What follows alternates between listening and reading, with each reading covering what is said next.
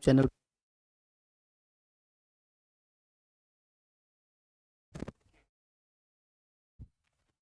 सभी बच्चे बिल्कुल तैयार हैं यूपीपी के लिए। सभी दोस्त, सभी बच्चे, सभी मित्र यूपीपी की तैयारी में जुटे हुए हैं। और क्यों ना हम लोग उत्तर प्रदेश पुलिस की भर्ती में आप सभी लोगों को सहायता दे सके, जिससे आप सभी लोग अच्छे से पढ़ के अच्छे से अपने सपने को पूरा कर सको। तो ये हमारा लर्निंग प्लेटफॉर्म जो है, ये आपको बेहतर तैयारी कराने में बहुत ही मदद करने वाला है। तो सभी साथी एक बार अपने इस वीडियो को लाइक और शेयर कर दें। बेहतर कंटेंट के साथ आपको आज पहली क्लास मिलने वाली है उत्तर प्रदेश स्पेशल की।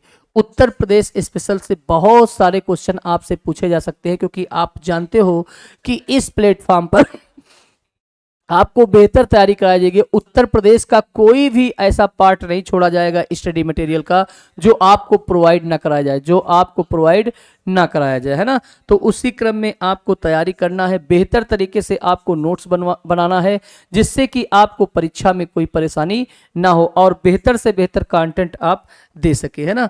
बेहतर से बेहतर कंटेंट आप पा सकें, जिस कारण से आपको तैयारी में कोई दिक्कत ना हो। तो देखते हैं हमारे साथ कौन कौन सारे मित्र हमारे जुड़े हुए हैं, देखते हैं एक बार। अच्छा, ठीक है।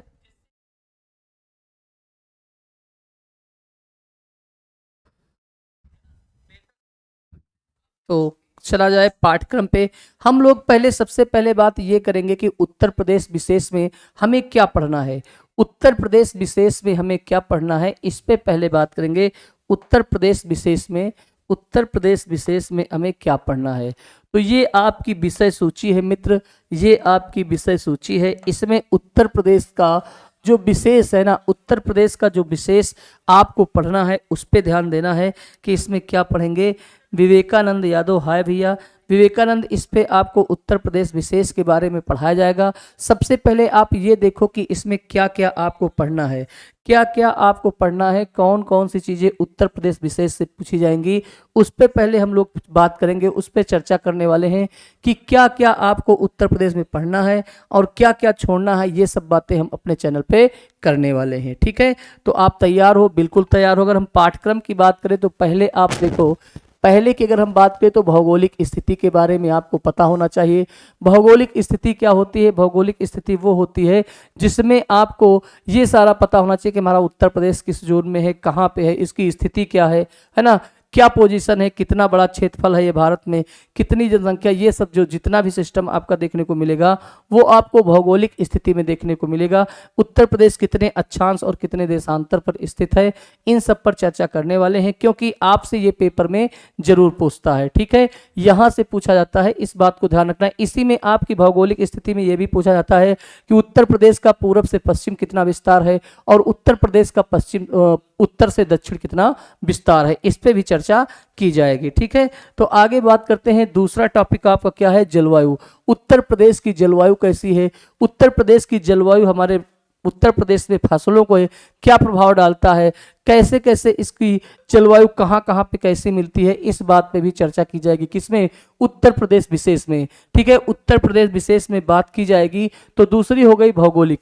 अगर हम तीसरी बात करें तो आप देखते हो कि पेपर में आपसे उत्तर प्रदेश के प्रमुख मेले और उत्सव बहुत पूछता है।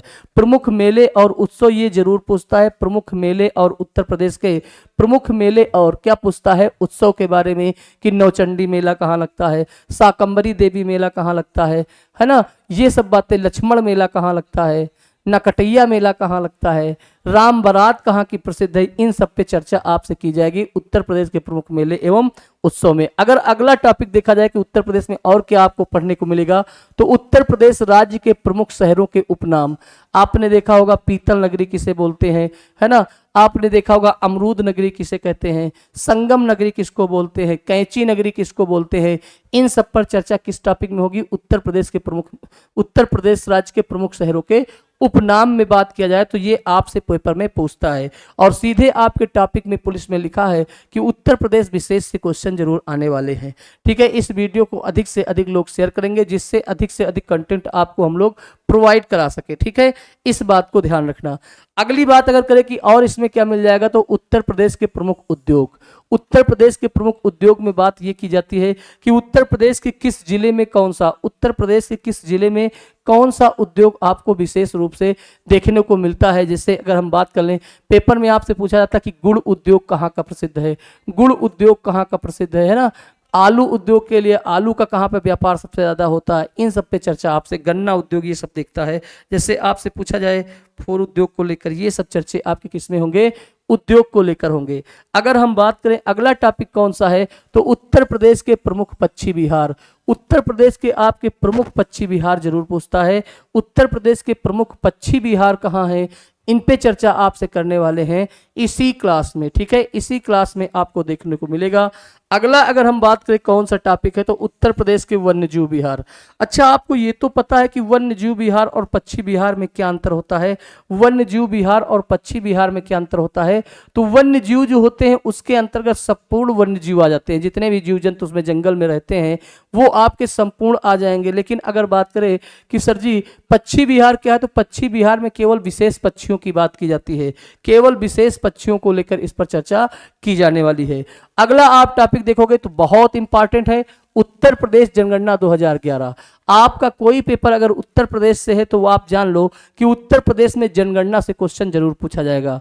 अच्छा, जनगणना से क्वेश्चन पूछा जाएगा तो कहाँ से पूछा जाएगा, तो 2011 की जनगणना महत्वपूर्ण होती है आपकी परीक्षा के लिए। 2011 की जनगणना आपकी परीक्षा के लिए बहुत महत्वपूर्ण होती है। कितने लोग पढ़ाए, कैसे पढ़ाए, इससे हमें नहीं मतलब है, ठीक है, हम कैसा पढ़ाते हैं ये हमें देखना है। आपके पेपर में कितना हम आपको कितना संतुष्टि मिल सकती है हमारे इस प्लेटफॉर्म से पढ़ने से, तो उत्तर प्रदेश विशेष में कुछ नहीं बचेगा मेरे दोस्त, उत्तर प्रदेश विशेष को कुछ नहीं बचेगा, पूरा का पूरा आपको बढ़िया का बढ़िया सा कंटेंट मिल जाएगा, आप केवल नोट्स बनाते चलिएगा। अगला आपका है उत्तर प्रदेश की प्रमुख नदियां। उत्तर प्रदेश की नदियों की अगर बात करें तो उत्तर प्रदेश की नदियों से भी आपके पेपर में क्वेश्चन पूछा जाता है। उत्तर प्रदेश की नदियां भी आपको पढ़ने को मिलेंगी, क्योंकि उत्तर प्रदेश की नदियों में बहुत सारे क्वेश्चन बनते हैं, कौन सी नदी कहाँ पे आके मिलती है, किससे मिलती है, इस सब पे चर्चा करेंगे। उत्तर प्रदेश की नदियों किनारे कौन कौन से नगर बसे हुए हैं, इस पे भी आपसे बात करने वाले हैं इस क्लास में, ठीक है, तो कोई दिक्कत। अगला देखते, अगला कौन सा है, आप देखो उत्तर प्रदेश में कृषि एवं व्यवसाय। उत्तर प्रदेश के लोग जानते हो कि कृषि, हमारा भारत देश भी एक कृषि प्रधान देश है, हमारा भारत देश कृषि प्रधान देश है, तो उसमें पूछा गया कि उत्तर प्रदेश के किस स्थान पे कैसी खेती होती है, कौन सी खेती ज्यादा होती, कृषि की मात्रा या कौन सी फसलों का ज्यादा उत्पादन उत्तर प्रदेश करता है, कौन सी कम करता है, इन सब पर चर्चा करने वाले हैं हम इसी टॉपिक पे। अगला आपका है उत्तर प्रदेश की प्रमुख जनजातियां। क्वेश्चन यहां से भी पूछा जाता है, उत्तर प्रदेश की प्रमुख जनजातियों में अगर प्रमुख जनजातियों में बात करें तो आप देखा होगा थारू के बारे में खूब पूछा जाता है, आपसे खरवार के बारे में भी पूछा जाता है, आपसे माहीगीर के बारे में पूछा जाता है, माहीगीर जनजाति के बारे में पूछता है, और आपसे बुक्सा के बारे में पूछता है, वगैरह वगैरह कई सारी जनजातियां हैं जिसको आपको विशेष रूप से पढ़ना है। सबसे ज़्यादा जो क्वेश्चन पूछा जाता है वो आपके थारू से पूछा जाता है ना, और थारू से पूछा जाने वाला सबसे इंपॉर्टेंट जो क्वेश्चन है वही पुराना क्वेश्चन कि दीपावली को शोक के रूप में कौन से लोग मनाते हैं, तो दीपावली को शोक के रूप में कौन से लोग मनाते हैं, थारू लोग मनाते हैं। खरवार जो जनजाति है ये कत्थे का काम करती है। माहीगीर का महाभारत में आपको देखने को मिलेगा, महाभारत में भी इसका जिक्र किया गया है। उसके बाद बुक्सा के बारे में भी आपसे पूछता है, बिजनौर एरिया जो होता है। उसके बाद देखोगे उत्तर प्रदेश की प्रमुख योजनाएं, बहुत इंपॉर्टेंट है, उत्तर प्रदेश की प्रमुख योजनाएं भी आपसे पेपर में पूछने वाला है। जैसा कि अभी आप कुछ दिन पहले लेखपाल का पेपर देखे होंगे, लेखपाल के पेपर में उत्तर प्रदेश की, लेखपाल के पेपर में उत्तर प्रदेश की योजनाओं से बहुत सारे क्वेश्चन पूछे गए थे।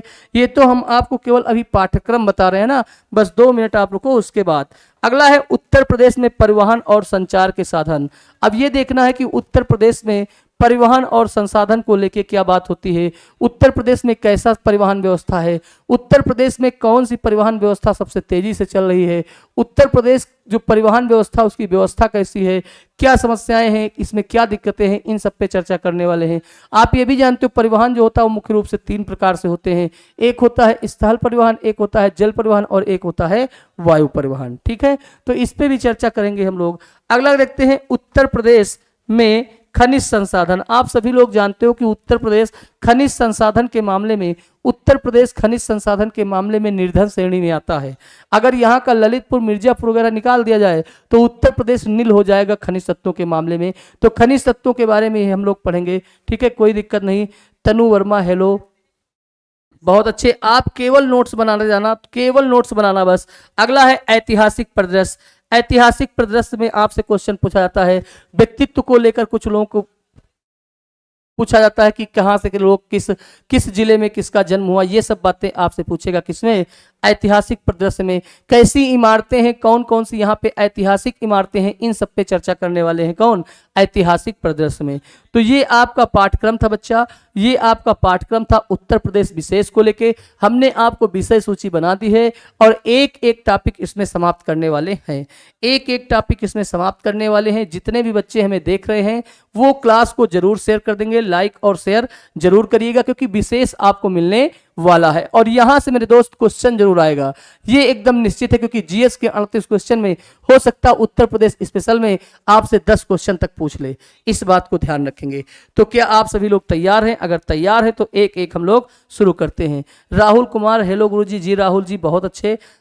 चलते हैं अब आपके अपने टॉपिक, है ना। सबसे पहले क्या देखेंगे? सबसे पहले तो उत्तर प्रदेश का मैप आपको बेहतर तरीके से पता होना चाहिए। ये आपका उत्तर प्रदेश का मैप है, ये आपके उत्तर प्रदेश का मैप है। आप देखोगे तो यहाँ वाला कौन सा है? ये आपका सहारनपुर वाला है। यहाँ आप देखोगे तो शामली है ना। और यहाँ देखो ललितपुर है, ये आपका सोनभद्र है और ये आपका बलिया है। अब हम ऐसा क्यों आपको बता रहे हैं? ऐसा इसलिए बता रहे हैं, अगर हम बात करेंगे ऐसे बात करें, अगर हम बात ऐसे करें ना, इस तरीके से, तो आप देखोगे इसमें कुछ आपको देखने को मिल रहा है। पश्चिमी जिला, उत्तरी जिला, पूर्वी जिला और दक्षिणी जिला। तो इस पे हम लोग बेहतर बात करेंगे, ठीक है। इस पे हम दूसरी तरीके से बात करेंगे। ये तो आपको केवल उन्होंने मैप दिखाया है कि उत्तर प्रदेश में कितने जिले हैं, उत्तर प्रदेश में टोटल कितने जिले हैं। उत्तर प्रदेश में टोटल आपके जिले जो हैं वो 75 जिले हैं। कितने हैं? 75 जिले हैं। पेपर में आपसे पूछा जाता है कि सबसे, है ना, आपसे पूछा जाता है कि सबसे दक्षिण में कौन है? सोनभद्र है। ललितपुर और सोनभद्र आप देखोगे तो ये दो ऐसे डिस्ट्रिक्ट हैं, ललितपुर और सोनभद्र। सबसे कम सीमा कौन से राज्य की, उत्तर प्रदेश का कौन सा जिला सबसे कम सीमा राज्यों के साथ, डिस्ट्रिक्ट के साथ तय करती है? तो ललितपुर केवल एकमात्र ऐसा डिस्ट्रिक्ट है, ललितपुर एकमात्र ऐसा डिस्ट्रिक्ट है जो केवल एक जिले के साथ सीमा बनाता है। पेपर में कभी आ जाए कि उत्तर प्रदेश का कौन सा एकमात्र ऐसा जिला है जो अपने पड़ोसी जिला एक जिला से सीमा बनाता है, तो आप बताओगे सर जी ललितपुर जो है ये केवल झांसी के साथ सीमा बनाता है। अगर पूछे कि उत्तर प्रदेश का कौन सा ऐसा जिला है, उत्तर प्रदेश का कौन सा ऐसा जिला है जो केवल एक जिले के साथ सीमा बनाता है, तो ललितपुर एक जिले के साथ सीमा बनाता है। केवल एक जिले के साथ, केवल एक जिला के साथ सीमा बनाता है। और किसके साथ? तो ये आपको दिखाई दे रहा हो झांसी के साथ में, ठीक है। ललितपुर केवल झांसी के साथ सीमा बनाता है। इतने में कोई दिक्कत नहीं, दिक्कत आपको नहीं होनी चाहिए। अब आप देखिए, अब आपसे पूछता है उत्तर प्रदेश की भौगोलिक स्थिति, उत्तर प्रदेश की भौगोलिक स्थिति एवं जलवायु के बारे में हम लोग बात करने वाले हैं। उत्तर प्रदेश की जलवायु के बारे में और भौगोलिक स्थिति कैसी है इसके बारे में हम बात करने वाले हैं। तो उत्तर प्रदेश में सबसे पहले जो पूछता है वो नामकरण को लेकर पूछता है। समय समय पे उत्तर प्रदेश का नामकरण चेंज हुआ है, समय समय पर उत्तर प्रदेश का नामकरण चेंज हुआ है, इस पे ध्यान देने वाले हैं, कोई दिक्कत नहीं। तो नामकरण की अगर बात करें तो यहाँ पे नामकरण है मेरे दोस्त। यहाँ से क्वेश्चन पूछा जाता है, आपसे पूछा जाता है कि उत्तर प्रदेश पहले कौन सी प्रेसिडेंसी का हिस्सा था? तो थोड़ा सा ध्यान दो। अगर हम बात करें भारत में आजादी से पहले ना, आजादी से पहले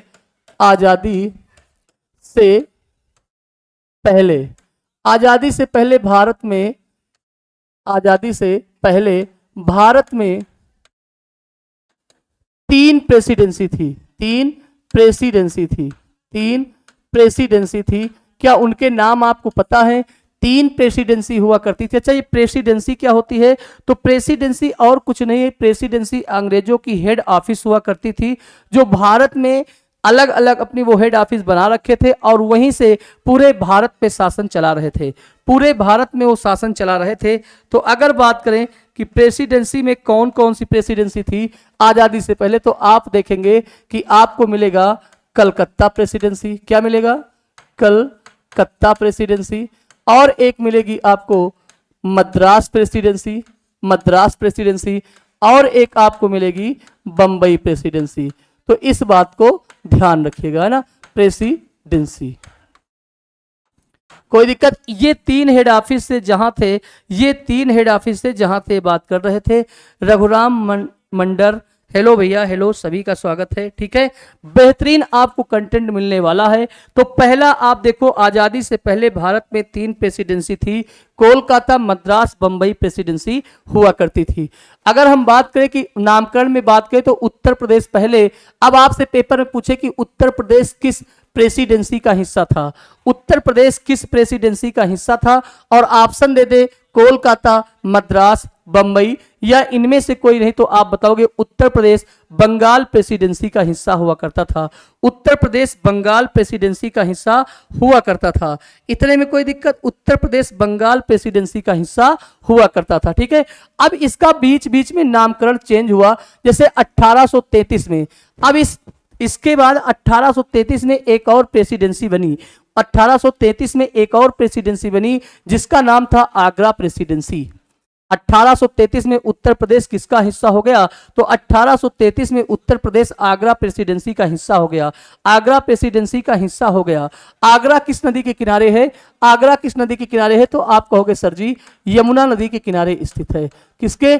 यमुना नदी की। अब इसकी बात होती है, ये थोड़ा सा और चेंज हुआ 3 साल बाद, 1836 ईस्वी में। 3 साल बाद 1836 में ये उत्तर पश्चिमी प्रांत हो गया। क्या हो गया? उत्तर पश्चिमी प्रांत हो गया। इसका नाम क्या हो गया? उत्तर पश्चिमी प्रांत इसका नाम कर दिया गया, उत्तर पश्चिमी प्रांत नाम कर दिया गया। आपसे बार बार पूछेगा कि 1833 में उत्तर प्रदेश किस प्रेसिडेंसी का हिस्सा था, या क्या नाम हो गया उत्तर प्रदेश का? तो उत्तर प्रदेश का हो गया आगरा प्रेसिडेंसी। मेरे दोस्त नोट्स बनाते जाना। 1836 में इसका नाम क्या हो गया? उत्तर पश्चिमी प्रांत हो गया। अगला बात किया जाए तो 1877 में इसका नाम फिर से चेंज हो गया। 1877 में उत्तर पश्चिमी प्रांत के साथ साथ क्या जुड़ गया? आगरा और अवध भी इसमें जुड़ गया। पेपर में आपसे पूछा जाता है कि उत्तर प्रदेश में आगरा एवं अवध कब जुड़ा पश्चिमी प्रांत में? तो आप कहोगे आगरा एवं अवध 1877 ईस्वी में जुड़ा, 1877 ईस्वी में जुड़ गया था। आगे बात करते हैं 1902 में। तो 1902 में इसका नामकरण हो गया आगरा एवं अवध का संयुक्त प्रांत। क्या नाम हो गया? आगरा एवं अवध का संयुक्त प्रांत। क्या नाम हो गया भैया? आगरा एवं अवध का संयुक्त प्रांत। ठीक है, क्या नाम हुआ? संयुक्त प्रांत हो गया है। आगे बात करते हैं,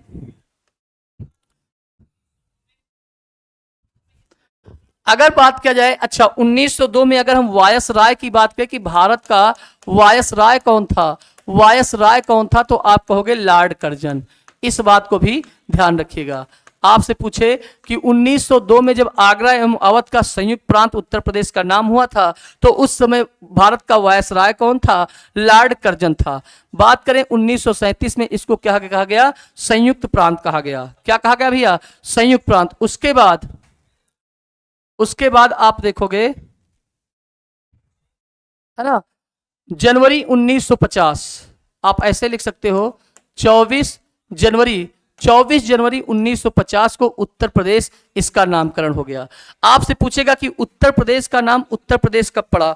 उत्तर प्रदेश का नाम उत्तर प्रदेश कब पड़ा? तो उत्तर प्रदेश का नाम उत्तर प्रदेश कब पड़ा? तो आप कहोगे 24 जनवरी 1950 को। 24 जनवरी 1950 को, इसीलिए 24 जनवरी को क्या मनाते हैं? उत्तर प्रदेश दिवस मनाते हैं। उत्तर प्रदेश दिवस कब मनाया जाता है? तो 24 जनवरी को उत्तर प्रदेश दिवस मनाया जाता है। 24 जनवरी को उत्तर प्रदेश दिवस मनाया जाता है। ठीक है, तो अगर आपसे पूछे पेपर में कि उत्तर प्रदेश दिवस कब मनाया जाता है, तो 24 जनवरी को उत्तर प्रदेश दिवस मनाया जाता है। 1950 24 जनवरी 1950 को उत्तर प्रदेश का नाम उत्तर प्रदेश हो गया। पेपर में आपसे पूछा जाता है कि उत्तर प्रदेश का नाम उत्तर प्रदेश कब पड़ा?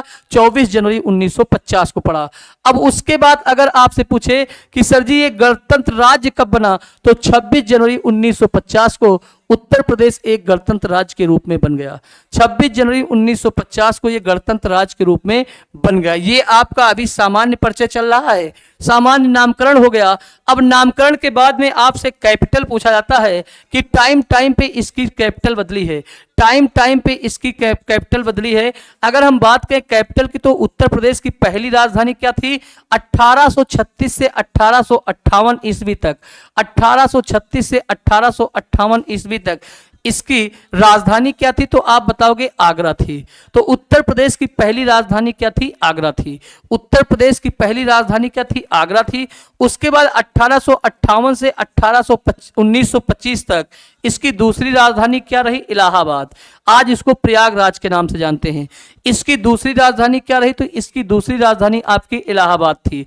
उसके बाद 1925 है ना, अगर हम बात करें 1925 से 1936, क्या बोलेंगे 1936 तक, या आप 1935 तक कर सकते हैं, आंशिक रूप से थी।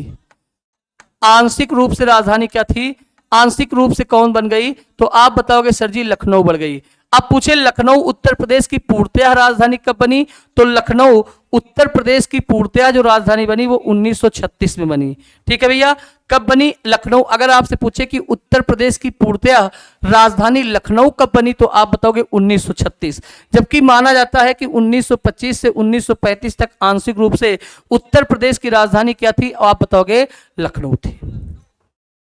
कोई दिक्कत, तो इतना आप राजधानी और नामकरण आप अपने पेपर में छाप लीजिएगा। पेपर में आपसे अच्छे से पूछता है कि उत्तर प्रदेश की पहली राजधानी क्या थी, आगरा। उत्तर प्रदेश की दूसरी राजधानी थी इलाहाबाद, जिसको प्रयागराज के नाम से जानते हैं। और उत्तर प्रदेश की अंतिम और अब तक चलने वाली राजधानी कौन सी है, तो आंसर आएगा आपकी कौन सी राजधानी है, लखनऊ है। लखनऊ नवाबों के शहर के नाम से जाना जाता है। लखनऊ अगर हम बात करें तो गोमती नदी के किनारे स्थित है। इतने में कोई दिक्कत नहीं होनी चाहिए। तो ये आपके थोड़ा सा नामकरण आपको देखने को उत्तर प्रदेश का मिला है। ठीक है, आगे देखते हैं कुछ उत्तर प्रदेश में प्रथम के बारे में आपसे पेपर में पूछ लेता है। उत्तर प्रदेश में प्रथम है ना, उत्तर प्रदेश में पहला कौन सा हुआ है, तो इस पे भी आपके चर्चा थोड़ा सा होने वाली है। सामान्य परिचय ये भी उत्तर प्रदेश का है, देखते हैं भाई पहला क्या है। पूछा जाता है प्रथम विश्वविद्यालय। आपसे पूछे कि उत्तर प्रदेश का प्रथम विश्वविद्यालय कौन सा है, उत्तर प्रदेश का प्रथम विश्वविद्यालय कौन सा है, तो आप बताओगे इलाहाबाद विश्वविद्यालय। इलाहाबाद विश्वविद्यालय की स्थापना कब हुई थी, तो इलाहाबाद विश्वविद्यालय की स्थापना 1887 ईस्वी में हुई थी। इलाहाबाद, आपसे पूछे इलाहाबाद विश्वविद्यालय की स्थापना कब हुई, तो आप कहोगे 1887 में। पेपर में आपसे पूछेगा उत्तर प्रदेश का पहला विश्वविद्यालय कौन सा था, तो ये आप देख रहे हो पहले कि उत्तर प्रदेश में प्रथम लिखा हुआ है। ठीक है, प्रथम संस्कृत महाविद्यालय की स्थापना कब हुई, बहुत बढ़िया। मतलब ये है कि अगर संस्कृत महाविद्यालय की बात करें तो 1791 में बनारस में रेजिडेंट डेकन ने किया था। कहां पे, बनारस में हुई थी। किसने किया था, रेजिडेंट डेकन ने किया था। पेपर में आपसे पूछे उत्तर प्रदेश का प्रथम संस्कृत महाविद्यालय की स्थापना कब हुई, 1791 ईस्वी में हुई। कहां पे हुई, बनारस में। किसने किया, रेजिडेंट डेकन ने किया। किसने किया भाई, रेजिडेंट डेकन ने किया। ठीक है, आप लिखते जाइएगा। अगला है उत्तर प्रदेश के प्रथम विधानसभा अध्यक्ष। कई बार एग्जाम में पूछा गया है, कई बार एग्जाम में पूछा गया है। उत्तर प्रदेश के प्रथम विधानसभा अध्यक्ष कौन है, श्री पुरुषोत्तम दास टंडन है। ये मेरे दोस्त बड़ा इंपॉर्टेंट है, इस पे हम इंपॉर्टेंट करते हैं, IMP लिख देते हैं, इस बात को ध्यान रखिएगा। ठीक है, इस पे हम इंपॉर्टेंट लिख देते हैं। उत्तर प्रदेश के प्रथम विधानसभा अध्यक्ष कौन थे, श्री पुरुषोत्तम दास टंडन थे। कोई दिक्कत नहीं। अगली बात करते हैं, उत्तर प्रदेश तथा भारत की आर्मी की प्रथम महिला ब्रिगेडियर कौन थी। बहुत बेहतर क्वेश्चन पूछा गया है, लल्लन टॉप पूछा गया है। आप सभी लोग कमेंट करते जाएं। आवाज आ रही, कमेंट आपके नहीं आ रहे हैं, नोट्स बनाने में लगे हो है ना। ठीक है, नोट्स तो आपका बनेगा। उत्तर प्रदेश तथा भारत की आर्मी की प्रथम महिला ब्रिगेड कौन थी, तो आप जानते हो रानी लक्ष्मीबाई। कौन थी, रानी लक्ष्मीबाई थी। सभी दोस्त जानते हैं रानी लक्ष्मीबाई थी, है ना, रानी लक्ष्मीबाई थी। ठीक है, झांसी में लड़ते शहीद हो गई। ठीक है, तो क्या होगा, प्रथम महिला ब्रिगेड के नाम में कौन है, रानी लक्ष्मीबाई। अगला है, भारत में सर्वप्रथम उर्दू एकेडमी की शुरुआत उत्तर प्रदेश में हुई। बहुत बेहतर क्वेश्चन है। अगर आपसे पूछे कि भारत में सर्वप्रथम उर्दू अकेडमी की शुरुआत कहाँ हुई, उत्तर प्रदेश में हुई, आप कमेंट जरूर करेंगे, आपका कमेंट जरूर आना चाहिए। ठीक है, आप कमेंट करते रहे तभी हमें पता चलेगा कि आप तक मेरी बात पहुंच पा रही है। तो भारत में सर्वप्रथम उर्दू एकेडमी की शुरुआत, आपसे पूछेगा कि भारत में सर्वप्रथम उर्दू एकेडमी की शुरुआत किस राज्य में हुई, तो आंसर आएगा उत्तर प्रदेश में। और आप ये भी जानते हो कि उत्तर प्रदेश ने अपनी दूसरी राजकीय भाषा किसको घोषित किया है, उर्दू को किया है। कब किया था, 1989 ईस्वी में। इतनी बात तो आप अच्छे से जान रहे होंगे। आगे बात करते हैं। ठीक है, Shreya Singh, good afternoon sir, good afternoon Shreya. बात समझ में आ रही कि नहीं बच्चे? आगे बात करते हैं। अगला है उत्तर प्रदेश के प्रथम मुख्यमंत्री। बहुत बेहतर, हम इस पे भी इंपॉर्टेंट लगाते हैं पुलिस के लिए, श्री गोविंद वल्लभ पंत। श्री गोविंद वल्लभ पंत, ये दोनों इंपॉर्टेंट पॉइंट हैं। आपसे पूछता है कि भारत के प्रथम विधानसभा अध्यक्ष पुरुषोत्तम दास टंडन है। पूछे भारत के प्रथम मुख्यमंत्री कौन है, तो आप बताओगे श्री गोविंद वल्लभ पंत। इस बात को आप ध्यान रखेंगे, कोई दिक्कत नहीं। Good afternoon Kuneha, good afternoon sir, good afternoon. आप लोग नोट्स बनाते रहेंगे। ठीक है, आप लोग नोट्स बनाते रहें। अगर आपको लगता है कि इंपॉर्टेंट है तो आप जरूर नोट्स बनाइए। जिस पे हम इंपॉर्टेंट लिख रहे हैं उसको आप विशेष ध्यान देंगे। ठीक है, तो उत्तर प्रदेश के प्रथम मुख्यमंत्री श्री गोविंद वल्लभ पंत। अब आपसे बच्चे पूछता है उत्तर प्रदेश की प्रथम महिला मुख्यमंत्री। उत्तर प्रदेश की प्रथम महिला मुख्यमंत्री कौन सी है, श्रीमती सुचेता कृपलानी है। इस पे भी आप इंपॉर्टेंट रखेंगे, इस पे भी आप इंपॉर्टेंट रखेंगे। उत्तर प्रदेश के प्रथम विधानसभा अध्यक्ष, तो आप बताओगे श्री पुरुषोत्तम दास टंडन। उत्तर प्रदेश के पहले मुख्यमंत्री, तो आप बताओगे दोस्त श्री गोविंद वल्लभ पंत। उत्तर प्रदेश की पहली महिला मुख्यमंत्री श्रीमती सुचेता कृपलानी। इस बात को आप ध्यान रखेंगे। अगला है उत्तर प्रदेश के प्रथम राज्यपाल कौन है। उत्तर प्रदेश के प्रथम राज्यपाल की बात करें तो श्रीमती सरोजिनी नायडू थी। ठीक है, कौन थी, श्रीमती सरोजिनी नायडू थी। बात करते हैं उत्तर प्रदेश की प्रथम मुख्य न्यायाधीश कौन थे। उत्तर प्रदेश के प्रथम मुख्य न्यायाधीश कौन थे, यह भी आपको बताना है। बहुत बढ़िया, आवाज आ रही है, कोई दिक्कत तो नहीं है। बेहतर हो आप सभी बस केवल नोट्स बनाओ और पढ़ते जाओ। उत्तर प्रदेश की प्रथम मुख्य न्यायाधीश कौन थे, सर वाल्टर मॉर्गन थे। कौन थे, सर वाल्टर मॉर्गन थे। तो उत्तर प्रदेश के प्रथम मुख्य न्यायाधीश कौन थे, सर वाल्टर मॉर्गन थे। कोई दिक्कत नहीं। अब आ गया, देखो बहुत बेहतर, ये तो बहुत बेहतर है। यहां से क्वेश्चन जरूर पूछता है, यहां से बेहतरीन तरीके से क्वेश्चन पूछता है। और मैं आपको इतने अच्छे से समझा दूंगा कि आपको दोबारा पढ़ना ना पड़े। ठीक है, इसके बारे में आपको दोबारा पढ़ना ना पड़े। आप देखोगे उत्तर प्रदेश का क्षेत्रफल क्या होता है। उत्तर प्रदेश का क्षेत्रफल 2,40,980 वर्ग किलोमीटर है। उत्तर प्रदेश का क्षेत्रफल 2,40,980 वर्ग किलोमीटर है। ठीक है, 2,40,980 वर्ग किलोमीटर उत्तर प्रदेश का क्षेत्रफल है। आपसे खूब बढ़िया से पूछता है उत्तर प्रदेश की उत्तर दक्षिण की लंबाई क्या है। मतलब पूछा गया है, ये आपका नॉर्थ है, ये साउथ है, तो पूछा गया है कि इसकी लंबाई कितनी होती है। उत्तर प्रदेश की उत्तर से दक्षिण लंबाई कितनी होती है, तो आप बताओगे 240 किलोमीटर। उत्तर से दक्षिण की लंबाई, उत्तर से दक्षिण की लंबाई, उत्तर से दक्षिण की लंबाई 240 किलोमीटर तथा पश्चिम से पूर्व की लंबाई आपसे पूछता है तो आप कहते हो सर जी 650 किलोमीटर है। कितनी बताओगे, 650 किलोमीटर है।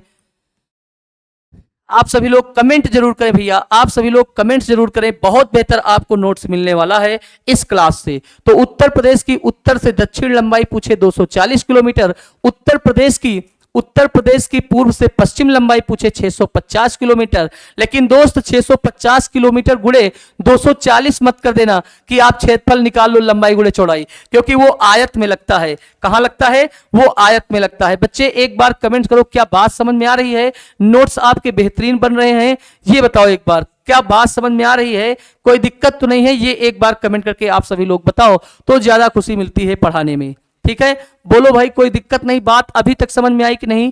ठीक है, अब बात करते हैं उत्तर प्रदेश की सीमा को लेकर। उत्तर प्रदेश की सीमा को लेकर बात करते हैं। पेपर में आपसे कई बार पूछा गया है कि उत्तर प्रदेश कितने राज्यों के साथ सीमा बनाता है। हाँ सर समझ में आता है, काजल तोमर, ठीक है।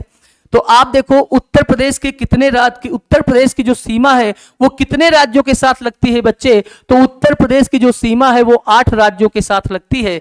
कभी कभी पूछता है टोटल कितने से लगती है, तो आप बताओगे, आपका आंसर होगा, क्या बोलेंगे, 8 राज्य और 1 केंद्र शासित राज्य। एक केंद्र शासित राज्य कौन सा है? दिल्ली है। एक केंद्र शासित राज्य कौन सा है? दिल्ली है, ठीक है बच्चे, एक केंद्र शासित राज्य आपका दिल्ली है। अब बात करते हैं कौन कौन से राज्य कहां कहां सीमा बनाते हैं।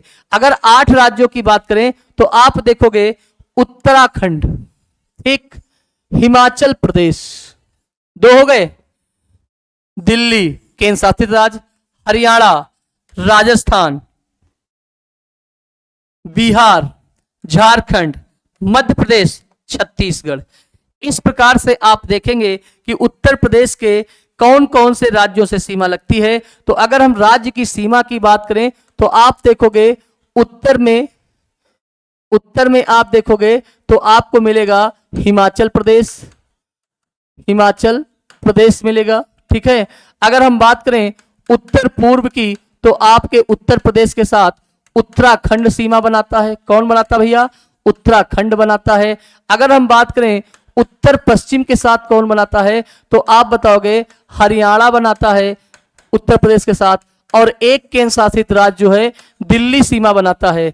अगर हम बात करें उत्तर में पश्चिम, उत्तर के माने उत्तर प्रदेश में पश्चिम में कौन सा राज्य स्थित है, तो आप बताओगे राजस्थान स्थित है, ठीक है। अगर हम बात करें दक्षिण की तो दक्षिण में आपके छत्तीसगढ़ स्थित है। कौन स्थित है? छत्तीसगढ़ स्थित है, ठीक है, छत्तीसगढ़ स्थित है। और अगर हम बात करें तो आपको मध्य प्रदेश देखने को मिलेगा, ठीक है। इसी के साथ में अगर पूर्व में बात करें तो आपको बिहार देखने को मिलेगा, बिहार देखने को मिलेगा। और दक्षिण पश्चिम की बात करें तो आप झारखंड को देखेंगे। किसको देखेंगे? झारखंड को। तो इतना डीपली तो आपसे नहीं पूछता है, लेकिन ये पूछा जाता है कि उत्तर दक्षिण पूर्व पश्चिम। अब बात क्या होती है, पूछा जाता है कि दिल्ली उत्तर प्रदेश के कितने राज्यों के साथ सीमा बनाता है। Siru Gautam, hello sir, hello भैया, आपसे पूछा जाता है कि दिल्ली कौन कौन से राज्यों के साथ सीमा बनाता है। दिल्ली की बात करें तो 2 राज्यों के साथ बनाता है। एक तो बनाता है गौतम बुद्ध नगर, कौन? एक है गौतम बुद्ध नगर, और दूसरा आपका क्या है? गाजियाबाद। क्या है भैया? गाजियाबाद है, ठीक है, गाजियाबाद। तो आप बताओगे सर जी गौतम बुद्ध नगर और गाजियाबाद के साथ दिल्ली सीमा बनाती है। गौतम बुद्ध नगर और गाजियाबाद के साथ में ये सीमा बनाती है। हरियाणा उत्तर प्रदेश के कितने राज्यों जिलों के साथ सीमा बनाता है? तो हरियाणा उत्तर प्रदेश के 6 जिलों के साथ सीमा बनाता है। अगर हम राजस्थान की बात करें तो राजस्थान भी 2 जिलों के साथ सीमा बनाता है। एक आपका आगरा है, एक आपका मथुरा है। एक आपका आगरा है, एक आपका मथुरा है जो सीमा बनाता है। अगर हम बात करें कि हिमाचल प्रदेश किसके साथ बनाता है, तो एक जिला है जिसका नाम सहारनपुर है। क्या बात है? सहारनपुर है। अभी और आपको इसमें देखने को मिलेगा उत्तराखंड उत्तर प्रदेश के कितने जिलों के साथ सीमा बनाता है? 7 जिलों के साथ सीमा बनाता है। कितने? 7 जिलों के साथ सीमा बनाता है। अगर बात करें बिहार कितने जिलों के साथ सीमा बनाता है, तो 7 जिलों के साथ। झारखंड की बात करें तो 1 जिला, और 1 जिला वो कौन सा है, तो आप कहोगे सोनभद्र है। क्या बताओगे? सोनभद्र बताओगे। अगर बात करें मध्य प्रदेश तो उत्तर प्रदेश के 11 जिलों के साथ सीमा बनाता है। पेपर में आपसे पूछा जाता है कि सबसे अधिक उत्तर प्रदेश का कौन सा पड़ोसी राज्य है जो सबसे लंबी सीमा बनाता है, तो मध्य प्रदेश बनाता है।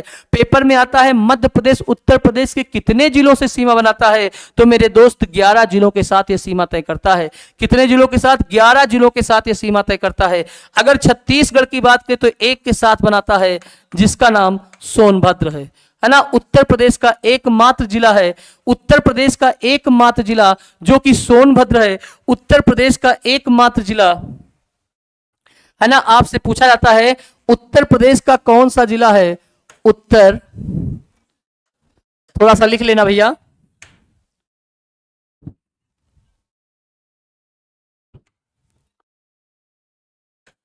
उत्तर प्रदेश का सोनभद्र जिला, उत्तर प्रदेश का सोनभद्र जिला 4 राज्यों के साथ सीमा बनाता है। 4 राज्यों के साथ सीमा बनाता है, के साथ सीमा बनाता है, उसको देख लेना कौन कौन से हैं। तो लिख सकते हो आप बिहार, 4 राज्य हैं बिहार, बिहार से अलग हुआ झारखंड, और इसी के साथ में छत्तीसगढ़, क्या बोलोगे छत्तीसगढ़, और इसी के साथ में आप लिख लेना मध्य प्रदेश। क्या लिख लोगे भैया मध्य प्रदेश। तो इस प्रकार से सोनभद्र जो है, इस प्रकार से जो सोनभद्र है ये कितने राज्यों के साथ सीमा बनाता है?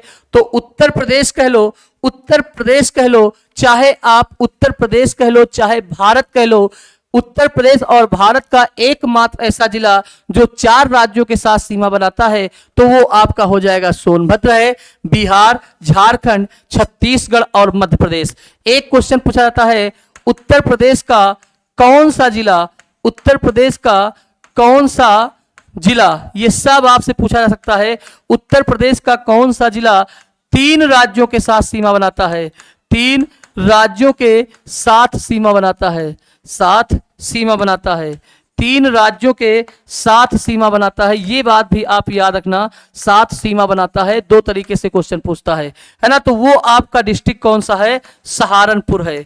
कौन सा है? सहारनपुर है, जो उत्तर प्रदेश के 3 राज्यों के साथ सीमा बनाता है। अगर बात करें वो कौन कौन से हैं, तो आप देखोगे एक आपको मिलेगा हरियाणा, एक मिलेगा आपको हरियाणा, इसके उत्तर में मिलेगा हिमाचल प्रदेश। क्या मिलेगा? हिमाचल प्रदेश। और इसके उत्तर पूर्व में आपको मिलने वाला है उत्तराखंड। तो इस तरीके से ये दोनों बातें याद रखना है कि सहारनपुर के साथ उत्तर प्रदेश के कौन कौन से, सहारनपुर के साथ भारत के कौन कौन से राज्य सीमा बनाते हैं? तो आप बताएंगे भैया हरियाणा है, हिमाचल प्रदेश है और उत्तराखंड है। अब आपसे ये भी पूछ सकता है कि उत्तर प्रदेश का कौन सा डिस्ट्रिक्ट है जो हिमाचल प्रदेश के साथ सबसे कम सीमा बनाता है? तब भी आंसर आपका हो जाएगा सहारनपुर। या आपसे ऐसे भी पूछ सकता है कि उत्तर प्रदेश का कौन सा ऐसा डिस्ट्रिक्ट है, उत्तर प्रदेश का कौन सा ऐसा पड़ोसी राज्य है जो सबसे छोटी सीमा बनाता है? तब भी आंसर आपका क्या हो जाएगा? हिमाचल प्रदेश हो जाएगा। एक बार सभी लोग कमेंट करें कि बात समझ में आ रही कि नहीं, बात समझ में आ रही कि नहीं, जल्दी बोलो भाई, कमेंट करो बात समझ में आ रही है कि नहीं। बिल्कुल समझ में आ रही होगी, है ना, बिल्कुल समझ में आ रही होगी। अगर हम बात करें सहारनपुर की, तो सहारनपुर 2-3 चीजों के लिए बहुत फेमस है। अगर आपसे पूछे कि संतरा का उत्पादन भारत उत्तर प्रदेश में कौन सा राज्य करता है, तो संतरा का उत्पादन उत्तर प्रदेश में सहारनपुर करता है। कागज के लिए भी ये जाना जाता है, किसके लिए? कागज उद्योग के लिए भी सहारनपुर जाना जाता है। और अगर हम बात करें तो नींबू के लिए भी पूछा जाता है। ये पेपर में आ चुका क्वेश्चन है कि नींबू उत्पादन में उत्तर प्रदेश का सबसे अग्रणी राज्य कौन सा है? अच्छा, ऋषिकेश रावत आ रही सर जी, ठीक है, बहुत बढ़िया सर, राम राम राम राम भैया, ठीक है। क्लास को जरूर लोगों तक शेयर कर दीजिए, क्लास को शेयर कर दीजिए, बेहतर कंटेंट आपको मिलने वाला है। तो उत्तर प्रदेश का कौन सा जिला 3 राज्यों से? आंसर आया सहारनपुर। कौन कौन से? हरियाणा, हिमाचल प्रदेश और उत्तराखंड के लिए। किसके लिए प्रसिद्ध है? संतरा, कागज और नींबू उत्पादन के लिए सहारनपुर आपका जाना जाता है। कोई दिक्कत? अगर हम बात कर लें उत्तर प्रदेश का सोनभद्र जिला, तो उत्तर प्रदेश का सोनभद्र जिला जो है 4 राज्यों के साथ सीमा बनाता है, बिहार, झारखंड, छत्तीसगढ़ और मध्य प्रदेश। क्या इतने में कोई दिक्कत नहीं? आगे बात बड़ा किया जाए, आगे चलते हैं। अब आया, अच्छा, अब बात क्या होती है? आगे हमने बताया कि उत्तर प्रदेश की सबसे लंबी सीमा मध्य प्रदेश के साथ बनती है, मध्य प्रदेश के साथ बनती है, जबकि सबसे कम सीमा की अगर हम बात करें तो हिमाचल प्रदेश के साथ बनती है। ये बात बच्चे हमने पहले भी आपको बता दिया है, ये बात हमने आपको पहले भी बता रखा है कि उत्तर प्रदेश की सबसे लंबी सीमा जो है मध्य प्रदेश के साथ 11 जिलों के साथ लगती है, और सबसे कम जो लगती है वो हिमाचल प्रदेश के साथ लगती है। ठीक है, जिलों की अगर हम बात कर लें तो टोटल अगर हम जिला की बात करें तो जिला आपके 75 हैं, है ना। कितने जिले हैं? 75 जिले हैं, इस पे बात करने वाले हैं। 75 जिलों से पहले आप देखो 28 सितंबर 2011 को, 28 सितंबर 2011 को हापुड़ गाजियाबाद से अलग हुआ था। पेपर में यह भी पूछ सकता है कि हापुड़ किस जिले को काटकर बनाया गया था, तो हापुड़ गाजियाबाद को काटकर बनाया गया था। नए 3 जिले आप देख ही रहे हो। अगर हम बात करें तो पहला हापुड़ हो गया, दूसरा शामली और तीसरा संबल। अब समस्या इस बात की शामली किससे अलग हुआ था? तो मुजफ्फरनगर से अलग हुआ था। शामली किससे अलग हुआ था? मुजफ्फरनगर से अलग हुआ था। अगर संभल की बात करें तो बदायूं और मुरादाबाद, बदायूं और मुरादाबाद से थोड़ा थोड़ा इसका काटकर अलग किया गया था। किसको? संभल को। तो आपसे पूछे 2011 से पहले, 2011 से पहले भारत में कितने जिले थे, है ना? अगर उत्तर प्रदेश में, सॉरी, अगर पूछे 2011 से पहले, 2011 से पहले उत्तर प्रदेश में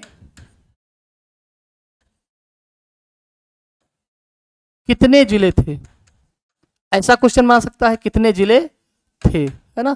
कितने जिले थे? तो आप ये बताओगे कि सर जी 72 जिले थे। 2011 से पहले उत्तर प्रदेश में कितने जिले थे? 72 जिले थे। कुलदीप कुमार, कुलदीप कुमार स्वागत है। आप नोट्स बनाते जाना। तो 2011 में कौन बना? हापुड़ बना, शामली बना, संभल बना। या अगर इस पेपर को टप करना होगा तो वो डायरेक्ट पूछेगा कि निम्नलिखित में से 2011 में उत्तर प्रदेश के कौन से जिले का निर्माण नहीं किया गया? तो 3 जिले किए गए, हापुड़ हो गया आपका, शामली हो गया, संभल हो गया। इस बात को भी आप ध्यान रखेंगे, ठीक है? नोट्स आप बच्चे बनाते जाइएगा। आगे बात करते हैं जिले में। अगर जिलों में बात कर लें तो देखिए आप, उत्तर प्रदेश में गंगा, है ना, उत्तर प्रदेश में गंगा सबसे लंबी दूरी बदायूं जिले में तय करती है। पेपर में आप ये भी जानते हो, आपको ये भी पता है कि उत्तर प्रदेश की गंगा नदी है वो लगभग 1140 किलोमीटर या 1450 किलोमीटर लगभग दूरी तय करती है। कहाँ? उत्तर प्रदेश में, ना, उत्तर प्रदेश में तय करती है। और उत्तर प्रदेश में गंगा नदी लगभग 28 जिलों को पार करते हुए ये बिजनौर जिले से प्रवेश करती है और बलिया जिले से बाहर निकल जाती है। इतने में कोई दिक्कत? ये बलिया जिले से बाहर निकल जाती है। जी बिल्कुल, सब लोग वीडियो को शेयर करें, बहुत बढ़िया, ठीक है? तो इसको, तो ये नदी वाला जो चैप्टर है वो नदियों में बात करेंगे। थोड़ा सा देखिए आप, थोड़ा सा आप देखिए, समूचे उत्तर प्रदेश के लगभग, है ना, समूचे उत्तर प्रदेश के लगभग 50% मुस्लिम कहां रहते हैं? तो आप याद रखोगे रामपुर जिले में। अगर पेपर में कभी आ जाए कि उत्तर प्रदेश के किस जिले में, उत्तर प्रदेश के किस जिले में सबसे ज्यादा मुस्लिम रहते हैं, तो उत्तर प्रदेश में टोटल जितने मुस्लिम हैं, उत्तर प्रदेश में जितने टोटल मुस्लिम हैं उसका 50% अकेले कहां रहते हैं? रामपुर में रहते हैं। थोड़ा सा और चर्चा करेंगे। एनसीआर के बारे में आपसे खूब पूछता है, एनसीआर के बारे में, नेशनल सेंट्रल रीजनल में सम्मिलित जिले। पेपर में आपसे पूछा जाता है कि एनसीआर में उत्तर प्रदेश के कितने जिले शामिल हैं? एनसीआर में उत्तर प्रदेश के कितने जिले शामिल हैं? तो एनसीआर में उत्तर प्रदेश के कितने जिले शामिल हैं? 8 जिले शामिल हैं। और पूछता है सबसे नया जिला कौन था? 8 जिलों में सबसे जल्दी, है ना, सबसे जल्दी या हाल ही में किसे सबसे जल्दी शामिल होने वाला जिला, शामिल होने वाला जिला या एनसीआर में शामिल होने वाला 8वां जिला आपसे पूछेगा तो आप बताओगे उत्तर प्रदेश का सबसे पश्चिमी जिला कौन है? शामली है। कोई दिक्कत? इस बात को आप ध्यान रखिएगा, इतने में कोई दिक्कत नहीं होनी चाहिए। अब बात करते हैं कि एनसीआर में शामिल कौन कौन है। सम्मिलित जिलों की बात करें तो देखो एनसीआर होता क्या है? दिल्ली के आसपास का जो क्षेत्र होता है ना, दिल्ली के आसपास का जो क्षेत्र है वही आपका एनसीआर कहलाता है। अगर हम बात करें, हापुड़ हो गया, मुजफ्फरनगर हो गया, गाजियाबाद हो गया, बागपत हो गया, मेरठ हो गया, गौतम बुद्ध नगर हो गया, शामली हो गया और बुलंदशहर। देखो ये लिखा है हाल ही में शामिल होने वाला, तो आंसर आपका क्या होगा? शामली होगा। हाल ही में शामिल होने वाला कौन था? तो आप बताओगे, बहुत बढ़िया, अंकुर सिंह। आज से शुरू किया है? जी हाँ, आज से शुरू किया। Rohit Kashyap ji, good afternoon sir, good afternoon, ठीक है, आज ही से शुरू हुआ है आपका ये उत्तर प्रदेश विशेष। हम लोग एक एक टॉपिक हमने आपको पहले पढ़ाया है कि पूरी हमने आपको विषय सूची उत्तर प्रदेश की बता दी है कि उत्तर प्रदेश में किस स्ट्रेटजी के साथ उत्तर प्रदेश आपको तैयार कराया जाएगा, ठीक है। अच्छा रोहित कश्यप जी, आप शामली से हो, बहुत बहुत स्वागत है शामली से। तो हम शामली पे बात भी कर रहे हैं ना, शामली से बात भी कर रहे हैं और हमने आपको बताया भी कि शामली किससे अलग हुआ। आपको तो बात पता होगी कि शामली जो है मुजफ्फरनगर से अलग हुआ था, ठीक है। इतने में कोई समस्या, कोई दिक्कत नहीं। अब वर्तमान समय में उत्तर प्रदेश में कितने जिले हैं? वर्तमान समय में उत्तर प्रदेश में जिले, वर्तमान समय में, तो वर्तमान समय में उत्तर प्रदेश में कितने जिले हैं? तो आप कहोगे 75, है ना। अभी ये भी चर्चा करने वाले हैं कौन सबसे बड़ा है, कौन सबसे छोटा है, कोई दिक्कत नहीं। आगे देखिए।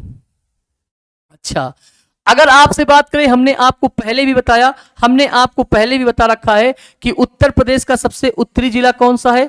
उत्तर प्रदेश का सबसे उत्तरी जिला कौन सा है? सहारनपुर है। उत्तर प्रदेश का सबसे पूर्वी जिला कौन सा है? बलिया है। उत्तर प्रदेश का सबसे दक्षिणी जिला कौन सा है? सोनभद्र है। क्या है? सोनभद्र है। उत्तर प्रदेश का सबसे पश्चिमी जिला कौन सा है? शामली है। कोई दिक्कत? ये देखो, सहारनपुर 3 राज्यों के साथ उत्तराखंड, हिमाचल प्रदेश और हरियाणा। दोस्त इसको भूलना नहीं, इसको भूलना नहीं, याद जरूर रखना। उत्तर प्रदेश में 3 राज्य उत्तराखंड, हिमाचल प्रदेश और हरियाणा है। शामली की बात करें, पश्चिमी जिला आपने लिखा है। बलिया की बात करें तो पूर्वी जिला है। और सोनभद्र की बात करें तो सर्वाधिक जंगल। अच्छा, सर्वाधिक घने जंगल अगर पूछे कि सर्वाधिक घने जंगल किस जिले में है, उत्तर प्रदेश में सर्वाधिक घने जंगल कहां है, तो आप बताओगे सोनभद्र में है ना। और सोनभद्र कितने राज्यों के साथ सीमा बनाता है? बिहार, मध्य प्रदेश, छत्तीसगढ़ और झारखंड। इसकी बात हम लोगों ने कर लिया है ना, इसकी बात हम लोगों ने कर लिया है। बेहतर आप सभी लोगों के जवाब आ रहे हैं, आप लोग आंसर देते जाइए। कमेंट में ये बताइए कोई दिक्कत तो नहीं, आवाज बढ़िया आ रही है, कोई दिक्कत कोई समस्या, आप केवल नोट्स बनाते जाइए। और मेरे दोस्त, मैं बता रहा हूं, यकीन करो इस प्लेटफॉर्म पे कि आपको जितना भी कंटेंट है ना, पूरा का पूरा संपूर्ण मिलेगा। ठीक है, रोज आपकी क्लास जीएस की 2 घंटे से 4 घंटे होने वाली है, फ्री ऑफ कास्ट मिल रही है। ठीक है, तो कोई दिक्कत नहीं। आगे बात करेंगे, तो इतनी बात समझ गए ना, इतनी समझ गए। अब आगे बात करते हैं। चलो भाई, थोड़ा सा बात करेंगे प्रमुख मेले में। बहुत पूछा जाता है, प्रमुख मेले के बारे में पूछा जाता है। युगल मिश्रा जी, राम राम सर जी, रोज होगा जी, रोज होगा जी, बहुत बढ़िया। रश्मिकी रावत 75, रोहित जी सर, रोहित कश्यप सर, शामली भी थोड़ा हरियाणा से लगता है। अच्छा, बिल्कुल भाई, 6 जिले आपके हैं जो हरियाणा के साथ 6 जिले लगते हैं। ठीक है, तो उसमें आपका शामली भी आता है, सहारनपुर भी आता है, कोई प्रॉब्लम नहीं सर जी, ठीक है। ठीक, बस इतना बता दो। क्या क्लास शेयर होगी अच्छे से? आप लोग क्लास शेयर करेंगे अच्छे अच्छे लोगों में, अच्छे अच्छे ग्रुप में जरूर शेयर कर दिए, जिससे जितने भी हमारे भाई बंधु, जितने भी हमारे मित्रगण, जितने भी हमारे पुलिस की तैयारी कर रहे हैं, उनको पुलिस की तैयारी में हमारी तरफ से कुछ सहयोग मिल सके, इस कारण से हम आपसे बार बार बोलते हैं। ठीक है, आ जाओ भाई। उत्तर प्रदेश में प्रमुख मेले बहुत इंपॉर्टेंट है, ये भी आपसे पेपर में पूछता है कि उत्तर प्रदेश के प्रमुख मेले कौन कौन से हैं। Ajay classes, hello sir Ajay ji, नमस्कार भैया। अब आपसे मेले पे चर्चा करने वाले हैं दोस्त, है ना। महाकुंभ का मेला, आप सभी लोग जानते हो, महाकुंभ का जो मेला होता है वो प्रत्येक, है ना, महाकुंभ की अगर बात करें तो प्रत्येक आपके 12 वर्षों में मेला लगता है। महाकुंभ की बात करें, अगर हम महाकुंभ की बात कर लें तो महाकुंभ, है ना, थोड़ा सा देखो महाकुंभ। अच्छा, दिखाई देता है? ये नहीं देता है, इस नंबर से लिखें। ठीक, महाकुंभ। मेरे दोस्त, सभी लोग जानते हो कि महाकुंभ जो होता है वो 12 वर्षों पे लगता है ना। महाकुंभ,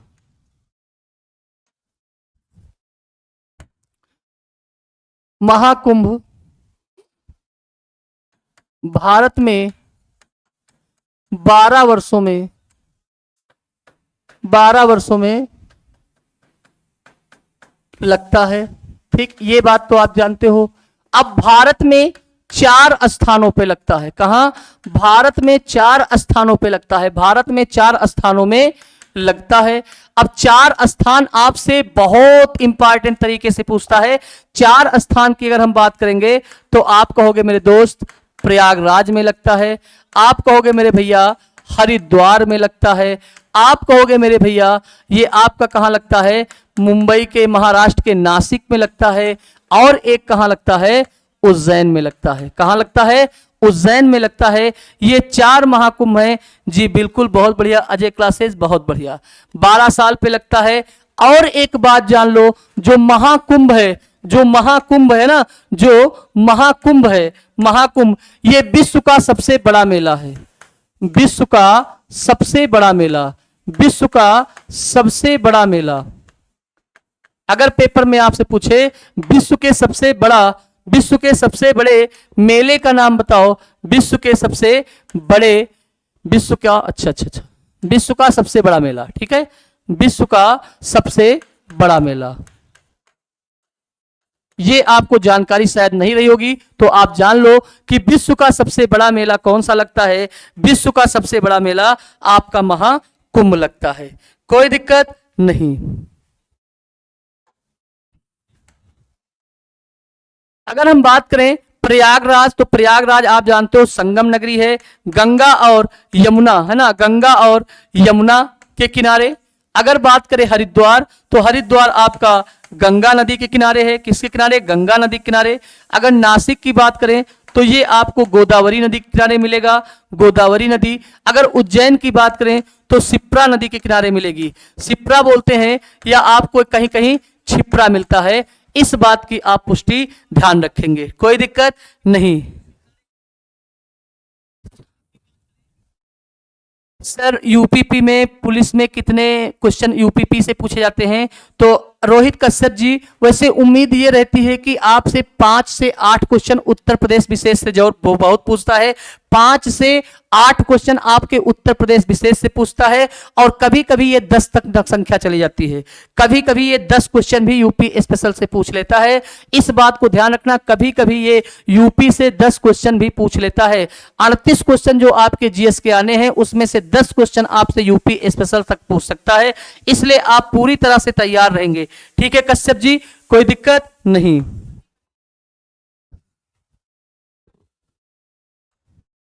देखो भाई, प्रमुख मेले की बात करें तो हमने महाकुंभ की बात की। महाकुंभ मेला विश्व का सबसे बड़ा मेला है, इलाहाबाद में प्रत्येक 12 वर्ष में लगता है। अच्छा, इलाहाबाद में नहीं, पूरे भारत में इधर उधर ढूंढ के ये 12 वर्षों में लगता है। और कहां कहां लगता है?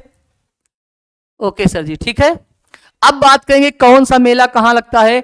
अगर हम बात करें, देखो एक महाकुंभ होता है, एक कुंभ होता है, एक महाकुंभ होता है और एक कुंभ होता है, इस बात को भी आप ध्यान रखिएगा, ठीक है।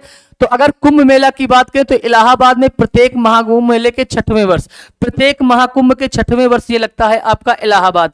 अगर हम बात करें माघ मेला, मेरे दोस्त इसको नोट्स बना लेना, रट्टा मार लेना, क्वेश्चन जरूर आएंगे, इस बात को आप साबित कर लो।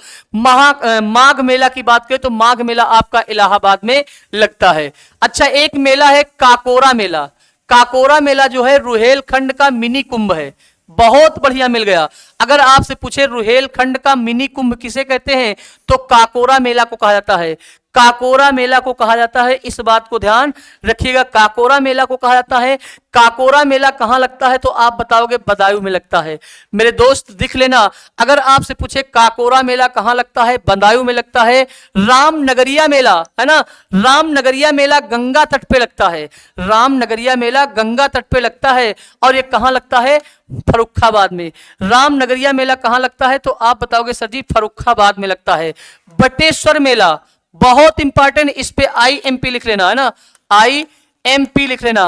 बटेश्वर मेला, बटेश्वर मेला क्या है? पशु मेला है, इसको ऊंट यहां पे देखने को आपको मिलेंगे। बटेश्वर मेला कहां लगता है, तो बटेश्वर मेला उत्तर प्रदेश के आगरा में लगता है। बटेश्वर मेला कहां लगता है? उत्तर प्रदेश के आगरा में लगता है।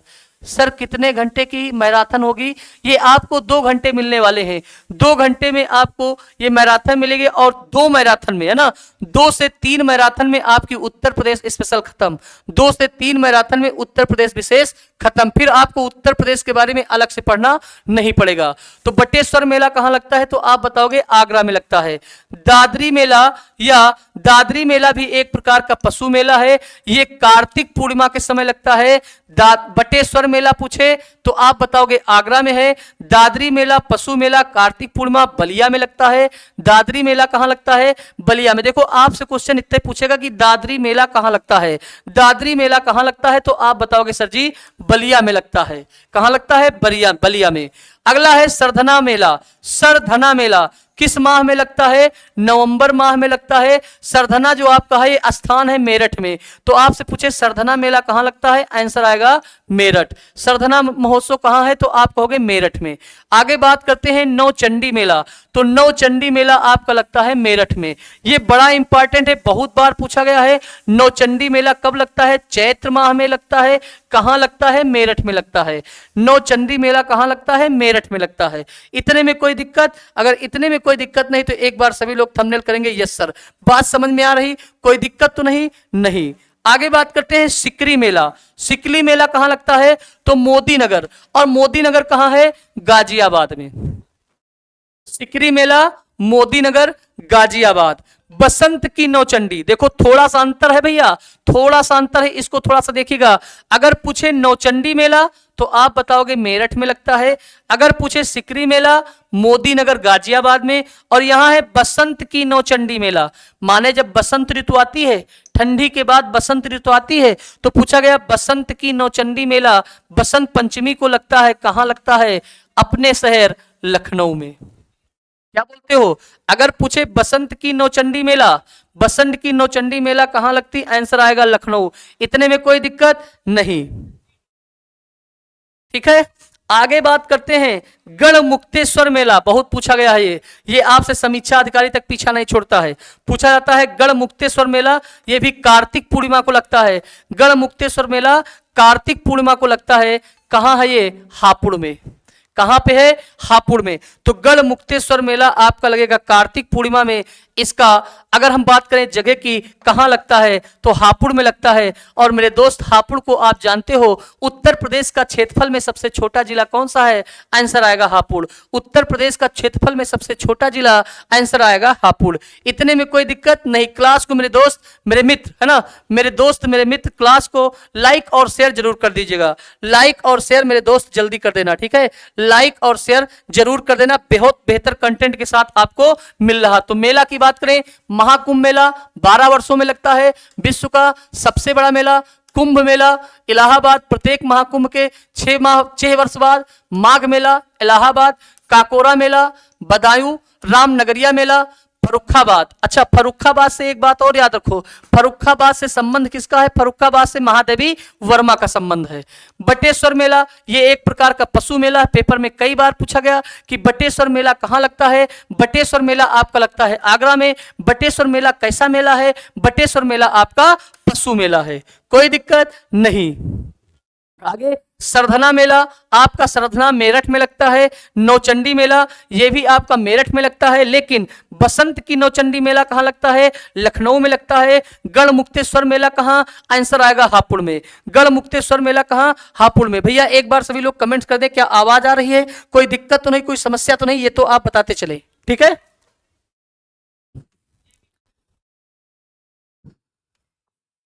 एक एक मेले को आप नोट्स करते जाइएगा मेरे दोस्त। ये एक एक क्वेश्चन आपसे जरूर पूछेगा, ठीक है? आगे बात करते हैं कंस मेला।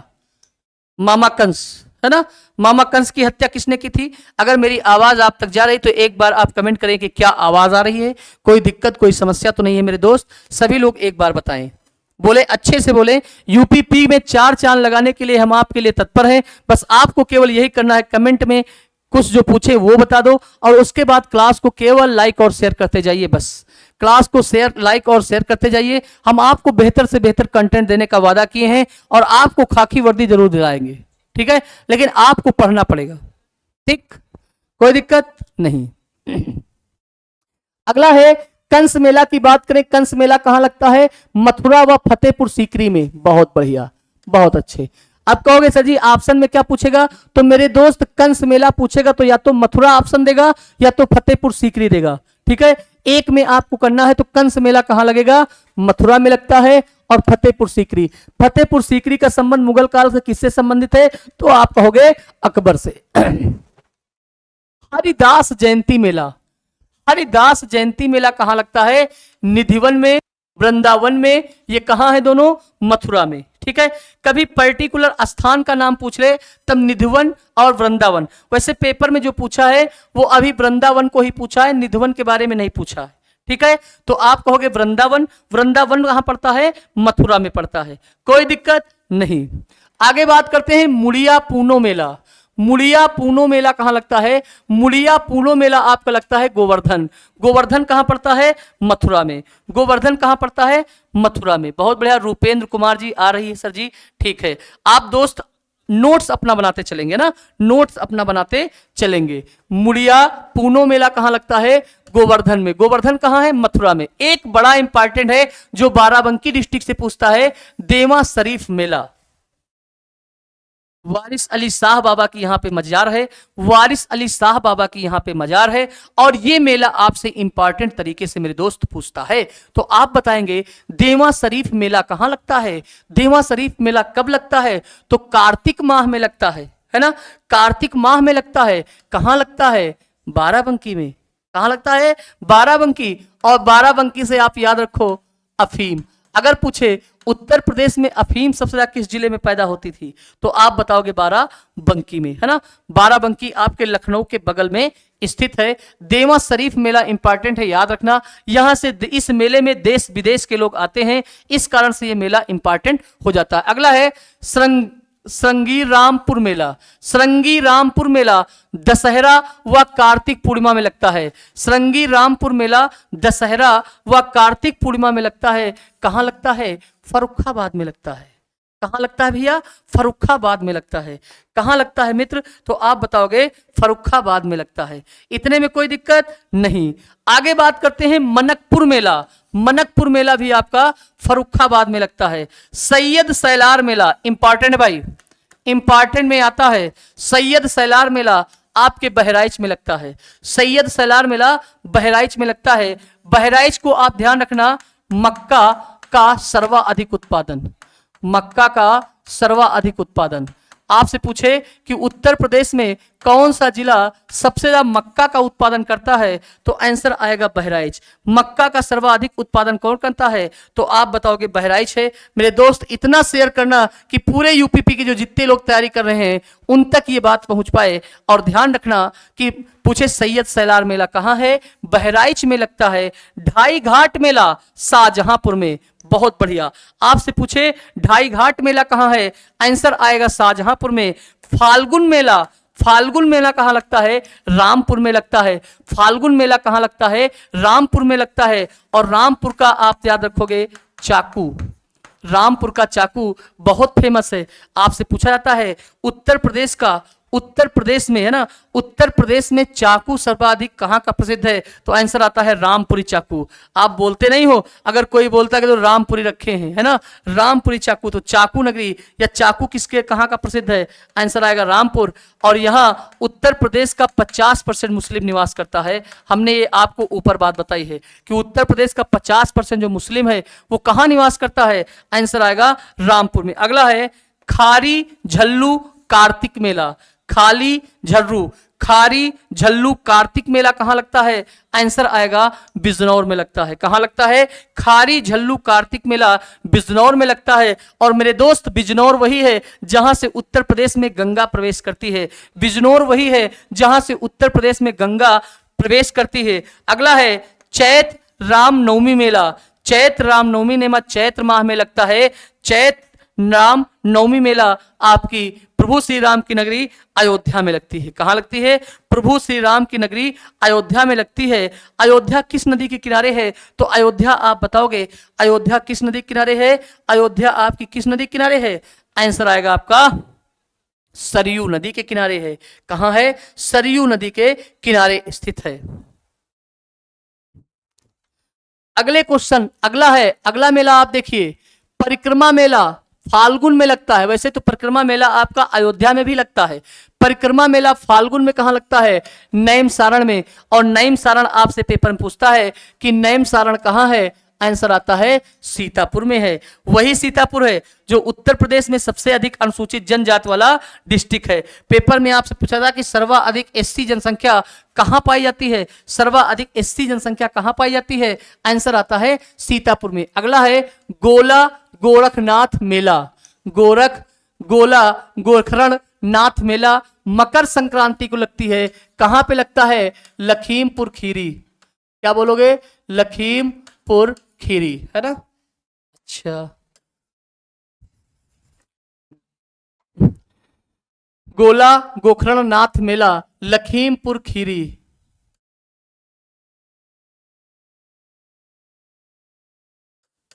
लखीमपुर खीरी। और लखीमपुर खीरी वही लखीमपुर खीरी है। लखीमपुर खीरी में, लखीमपुर खीरी उत्तर प्रदेश का सबसे, है ना, उत्तर प्रदेश का सबसे बड़ा क्षेत्रफल में जिला है लखीमपुर खीरी। अच्छा, अगला है बल सुंदरी देवी मेला। बल सुंदरी मेला आपका लगता है अनूप शाह बुलंदशहर बांदा में, सॉरी ये दूसरा है। अच्छा, तो आपसे पूछे बल सुंदरी मेला कहां लगता है, अनूप शाह बुलंदशहर में। अगला है कालिंजर मेला, बहुत इंपॉर्टेंट है।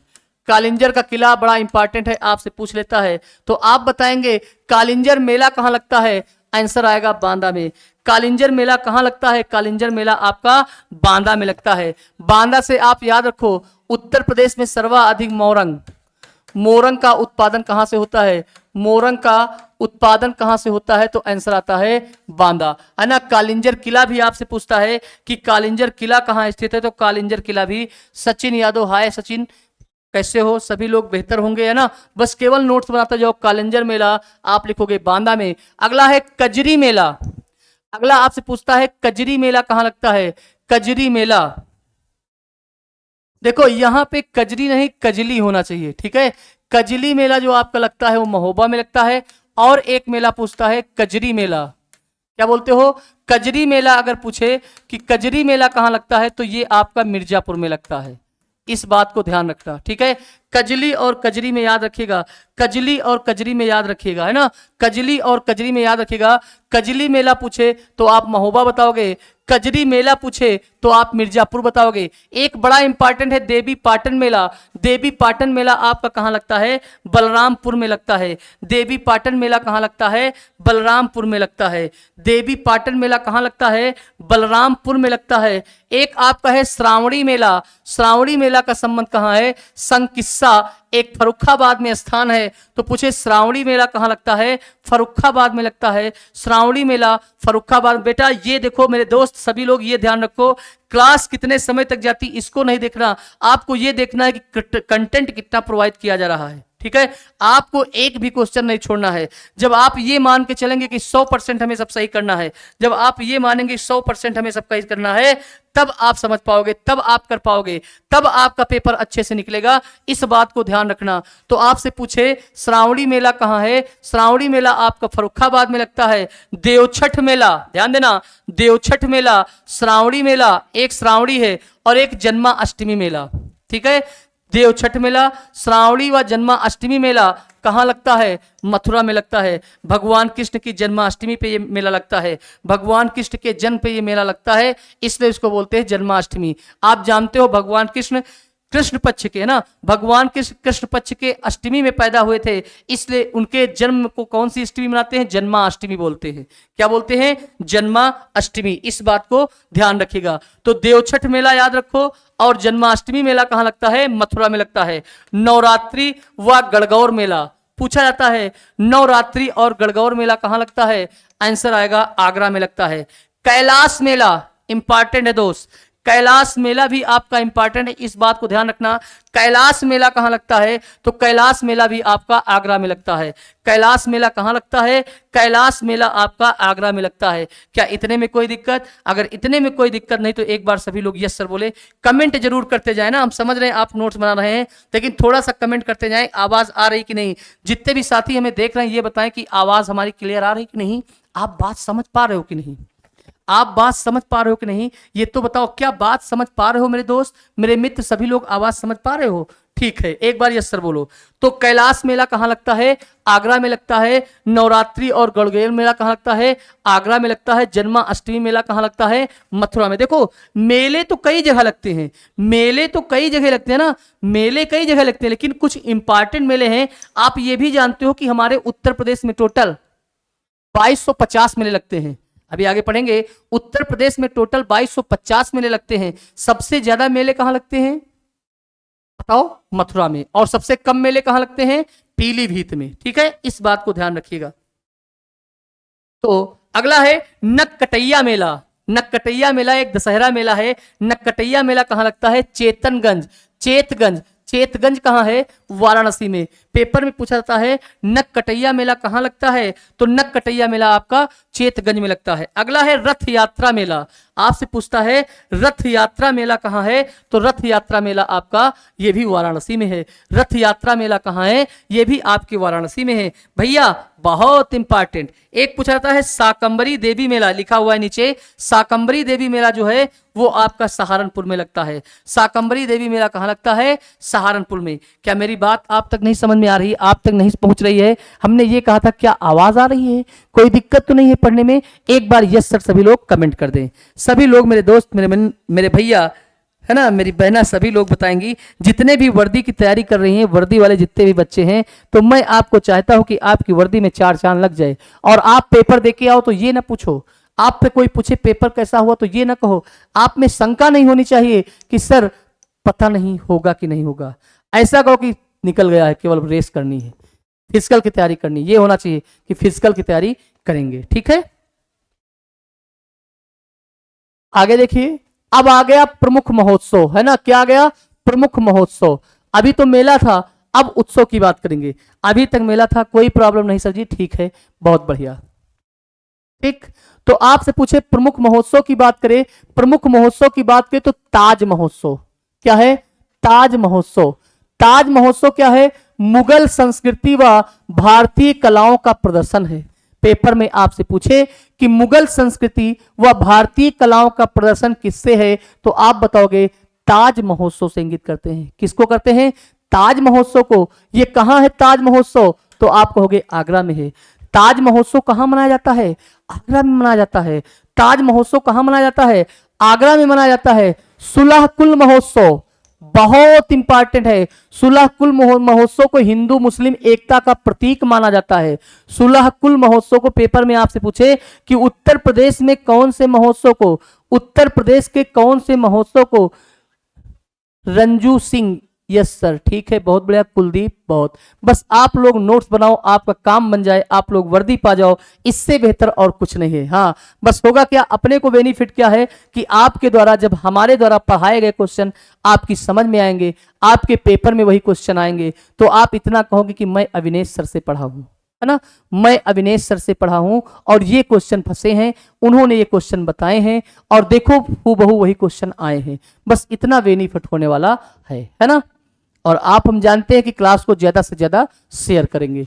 तो अगर आपसे पूछे कि उत्तर प्रदेश में हिंदू और मुस्लिम की एकता का प्रतीक कौन सा महोत्सव है, तो आंसर आएगा सुलह कुल महोत्सव है। और आपसे पूछे कहां मनाया जाता है, सुलह कुल महोत्सव और राम बारात, तो आंसर क्या आएगा, आगरा। भैया ये राम बारात जब भी पूछेगा तो ये आपको अयोध्या जरूर रखेगा, राम बारात आपको अयोध्या जरूर रखेगा। Saroj Trivedi, hello sir, hello भैया, बहुत बहुत स्वागत है। तो बारात उत्सव कहां मनाते हैं, राम बारात उत्सव कहां की है, आगरा की है। राम बारात जब पूछेगा तो आप अयोध्या की ओर मत दौड़ना, राम बारात उत्सव कहां का है, आगरा का है। राम बारात कहां का है, आगरा का। अगला है लखनऊ महोत्सव, अवध के कलाओं का प्रदर्शन। लखनऊ में किसका प्रदर्शन दिखाया जाता है, तो लखनऊ में अवध के कलाओं का प्रदर्शन दिखाया जाता है। लखनऊ महोत्सव कहां मनाते हैं, लखनऊ में मनाया जाता है। ये तो सभी लोग जानते हो कि लखनऊ महोत्सव कहां मनाते हैं, तो आप बताओगे लखनऊ में। वाराणसी महोत्सव, भारतीय दर्शन, ज्ञान व संस्कृति पर लिटरेटी फेस्टिवल। इस बात को भी ध्यान रखना कि भारतीय दर्शन, ज्ञान व संस्कृति पर लिटरेरी फेस्टिवल कहां मनाते हैं, तो वाराणसी में मनाया जाता है। कहां मनाते हैं दोस्त, वाराणसी में मनाते हैं। अगला है गंगा महोत्सव, इसे गंगा दशहरा के नाम से जानते हैं। गंगा महोत्सव, इसे गंगा दशहरा के नाम से जानते हैं। कहां पे है, वाराणसी व इलाहाबाद में। कहां पे, वाराणसी व इलाहाबाद में। जितने भी साथी, जितने भी मित्रगण हमको देख रहे हैं ना, तो मैं तो यही गुजारिश करूंगा कि अगर आपको लगता है कि हमारा कंटेंट बेहतर है तो आप हमारे चैनल को सब्सक्राइब और शेयर जरूर करिएगा। ठीक है, हम आपको बेहतर से बेहतर कंटेंट देने का प्रयास करेंगे और कर भी रहे। गंगा महोत्सव को अगर पेपर में पूछे कि कौन से महोत्सव को गंगा दशहरा के नाम से जानते हैं, आंसर आएगा गंगा महोत्सव कहां मनाया जाता है, वाराणसी और इलाहाबाद में। वाराणसी और इलाहाबाद में। अगला है विठूर गंगा महोत्सव, बढ़िया क्वेश्चन है। विठूर आपका कहां है, विठूर गंगा महोत्सव आपका कानपुर में है। कहां है? विठूर गंगा महोत्सव कहां है? विठूर गंगा महोत्सव आपको मिलेगा कानपुर में। कानपुर किस नदी के किनारे है? आप कहोगे गंगा नदी के किनारे है। कानपुर में चरम रूप से कौन कौन से काम होते हैं? तो आप बताओगे यहां पर कृत्रिम अंग निर्माण होता है। उत्तर प्रदेश के कानपुर में यहां पर कृत्रिम अंग निर्माण होता है। और यहां पर आप देखोगे और आपको देखने को मिलेगा चमड़ा उद्योग भी चरम पे है। इस बात को ध्यान रखिएगा, कोई दिक्कत नहीं, बेहतर है। तो बिठूर गंगा महोत्सव आपका कानपुर में मरता है। यह भी बहुत पूछा गया था, अखिलेश भैया के क्षेत्र का खेल है ये, सैफई महोत्सव है ना। सैफई महोत्सव, सैफई महोत्सव जनवरी में सांस्कृतिक कार्यक्रम है। आप सभी लोग जानते हो सैफई महोत्सव जनवरी माह में सांस्कृतिक कार्यक्रम है। कहां मनाया जाता है? सैफई। सैफई कहां पड़ता है? तो आप कहोगे इटावा में। सैफई कहां है? सैफई आपका इटावा में है ना। सैफई आपका इटावा में है। और इटावा आप जानते हो, इटावा और नलिका से सबसे ज्यादा प्रभावित है। और नलिका पेपर में आपसे पूछा जाता है कि उत्तर प्रदेश का कौन सा डिस्ट्रिक्ट और नलिका से सबसे ज्यादा प्रभावित है? तो आप बताओगे इटावा क्षेत्र। ये और नलिका क्या होता है? तो और नलिका आपने देखा होगा, कभी आपने बारिश में बैठे बैठे बारिश को देखा होगा कि आपके द्वार जो कच्चे होते हैं, माने आप खड़ंजा ना लगा हो ना, रोड ना बनी हो, कच्ची मिट्टी में आप देखो तो बारिश होती तो छोटी छोटी नालियां बन जाती हैं। वही यहाँ पे क्या है? बड़ी नालियां बन जाती हैं। इटावा में बड़ी नालियां बन जाती हैं, उसी को बोला जाता है और नलिका। लिख लेना भैया, उत्तर प्रदेश का इटावा जिला सबसे ज्यादा और नलिका से प्रभावित है। उत्तर प्रदेश का इटावा जिला और नलिका से सबसे ज्यादा प्रभावित है। कोई दिक्कत नहीं, बेहतर हो आप। अगला है झांसी महोत्सव। झांसी महोत्सव को और किस नाम से जानते हैं? फरवरी में आयुर्वेद महोत्सव। सरोज त्रिवेदी, हेलो सर जी। जी सरोज बताओ, कोई दिक्कत है? कोई प्रॉब्लम हो तो आप तुरंत शेयर कर सकते हो। झांसी महोत्सव, अब आप ये भी जानो, पेपर में आपसे पूछा गया है कि आयुर्वेद महोत्सव कहां मनाया जाता है? आयुर्वेद महोत्सव कहां मनाया जाता है? आयुर्वेद महोत्सव झांसी में मनाया जाता है। कहां मनाया जाता है? आयुर्वेद महोत्सव आपके झांसी में। इस बात को ध्यान रखिएगा, किस माह में मनाते हैं? फरवरी माह में मनाते हैं। तो इतना नहीं ध्यान रखना है कि किस माह में मनाते हैं, लेकिन यह जरूर याद रखना है कि झांसी महोत्सव को किस नाम से जानते हैं? आयुर्वेद महोत्सव के नाम से जानते हैं। कहां स्थित है? झांसी में होता है। अगला है कन्नौज महोत्सव। सभी लोग जानते हो, नामे से पता चल रहा है कहां है? कन्नौज में। तो कन्नौज महोत्सव आपका कन्नौज में है। कन्नौज में आपकी रामगंगा गंगा में मिलती है। पेपर में आपसे पूछा जाता है कि रामगंगा में गंगा कहां मिलती है? सॉरी, गंगा में रामगंगा कहां मिलती है? तो कन्नौज में मिलती है ना। कन्नौज को इत्र नगरी के नाम से जाना जाता है। कन्नौज को इत्र नगरी के नाम से जाना जाता है। और अल्पत बेगम उनकी मां का नाम था, जिनका नाम आपने सुना होगा नूरजहां, है ना। जहांगीर की पत्नी थी। नूरजहां की माता का नाम था अल्तमस बेगम, है ना। अल्तमस बेगम, और अल्तमस बेगम ने ही सबसे पहले फूलों से इत्र का निर्माण किया था। इस बात को आप ध्यान रखिएगा, कोई दिक्कत नहीं, बेहतर हो आप सभी लोग। अगला है त्रिवेणी महोत्सव। पूछा हुआ क्वेश्चन है। त्रिवेणी महोत्सव ओट क्लब पर, माने फरवरी में यह मनाया जाता है। त्रिवेणी महोत्सव कहां मनाया जाता है? त्रिवेणी महोत्सव और प्रयागराज महोत्सव, इसको बोलेंगे इलाहाबाद में। अब इलाहाबाद का नाम चेंज होके प्रयागराज हो गया। सभी बच्चे जानते हैं, सभी का प्रयागराज महोत्सव, ठीक है। कहां मनाते हैं? प्रयागराज में मनाते हैं, कोई दिक्कत नहीं। अगला है लठमार होलिका उत्सव। बच्चा बच्चा जानता है, बहुत बढ़िया क्वेश्चन आता है ये बड़ा इंपॉर्टेंट है। इस पे आप इंपॉर्टेंट लिख सकते हो। पुलिस वाले जितने भी लोग तैयारी कर रहे हैं या यूपी एग्जाम की किसी भी तैयारी कर रहे हो, तो आपसे पूछाता है लठमार होलिका उत्सव कहां मनाते हैं? तो लठमार होलिका उत्सव बरसाना व नंदगांव में मनाते हैं। बरसाना व नंदगांव में मनाते हैं। बरसाना और नंदगांव ये कहां स्थित है? तो बरसाना और नंदगांव जो है वो मथुरा में स्थित है। कहां है भैया? मथुरा में। इतने में कोई दिक्कत नहीं। आगे चलते हैं। अगला आपका है उत्सव। उत्सव आपको देखो, हम ये नहीं कहते कि आप पूरा रट लो, है ना। हम ये नहीं कहते कि आप सचिन यादव जी, ठीक है, ये नहीं हम कहते कि आप पूरा रट लो, लेकिन आपको ये पता होना चाहिए कि अगर पेपर में आ जाए कि भैया यमुना महोत्सव कहाँ है, तो ये तो कम से कम बता सको। अगर आपने एक बार पढ़ा है, एक बार आपने नोट्स बना रखा है, एक बार कॉपी में लिख रखा है, तो अगर पेपर में आपसे पूछेगा तो आपका दिमाग तुरंत पंच करेगा कि हाँ यार ये तो हमने पढ़ा था, ये तो हमने पढ़ा था, है ना। बहुत बढ़िया। अन्नू चौहान, राधे राधे सर जी, राधे राधे। तो आपका तुरंत दिमाग काम करने वाला है। अगला आपका है यमुना महोत्सव। यमुना महोत्सव चैत्र छठ में मनाया जाता है। ये विश्राम घाट में है। अब आपसे पूछे विश्राम घाट कहाँ है, देखो एक क्वेश्चन और तैयार हो गया। विश्राम घाट आपका कहाँ है, मथुरा में। तो आपसे पूछे यमुना महोत्सव कहाँ मनाते हैं, मथुरा में मनाते हैं। कहाँ मनाते हैं, यमुना में। अच्छा अमित यादव, अमित यादव हरि ओम ओम। अच्छा हरि ओम भैया, हरि ओम है ना, हर हर महादेव, ठीक है। बोलो भाई, यमुना महोत्सव मथुरा में। सरयू महोत्सव व दीपोत्सव बड़ा इंपॉर्टेंट है, बड़े चरम में रहा है, इस बात को ध्यान रखना। इस क्वेश्चन को पूछने की प्रबल संभावना बन सकती है कि उत्तर प्रदेश में किस जिले में दीपोत्सव मनाया जाता है। तो आप जानते हो कि प्रत्येक दीपावली को योगी सरकार द्वारा, है ना, आप समझ रहे हो, अयोध्या में दीपोत्सव मनाया जाता है। तो दीपोत्सव की अगर बात करें, सरयू महोत्सव या दीपोत्सव कहाँ मनाते हैं, अयोध्या में, है ना। हमने आपको बताया अयोध्या किस नदी के किनारे है, बार बार मैं चर्चा करता हूं, सरयू नदी। अगर पूछे सरयू नदी के किस ओर है, तो सरयू नदी की दाईं ओर है। किधर है, सरयू नदी की दाईं तट पर स्थित है। सरयू नदी के दाएं तट पर हमारा कौन है, अयोध्या स्थित है, कोई दिक्कत नहीं। अगला है सोन महोत्सव। तो सोन महोत्सव से आपको समझ में आ रहा कि सोन महोत्सव कहां मनाया जाएगा, सोनभद्र में मनाया जाएगा। अगला है कजरी महोत्सव। हमने आपको बताया कजरी महोत्सव जो है वो मिर्जापुर में, इसको हमने पहले भी बता चुका है ना। तो अगर पूछे कजरी महोत्सव कहां मनाते हैं, इंपॉर्टेंट ये भी है। देखो कजली अगर पूछे, कजली, कजली पूछे तो महोबा, केवल ला और रा का अंतर है। कजली पूछे तो महोबा और कजरी पूछे तो मिर्जापुर। मिर्जापुर किसके लिए फेमस है, कालीन के लिए। किसके लिए, कालीन के लिए, है ना। कालीन के लिए आपसे पूछा जाता कौन फेमस है, आंसर आएगा मिर्जापुर।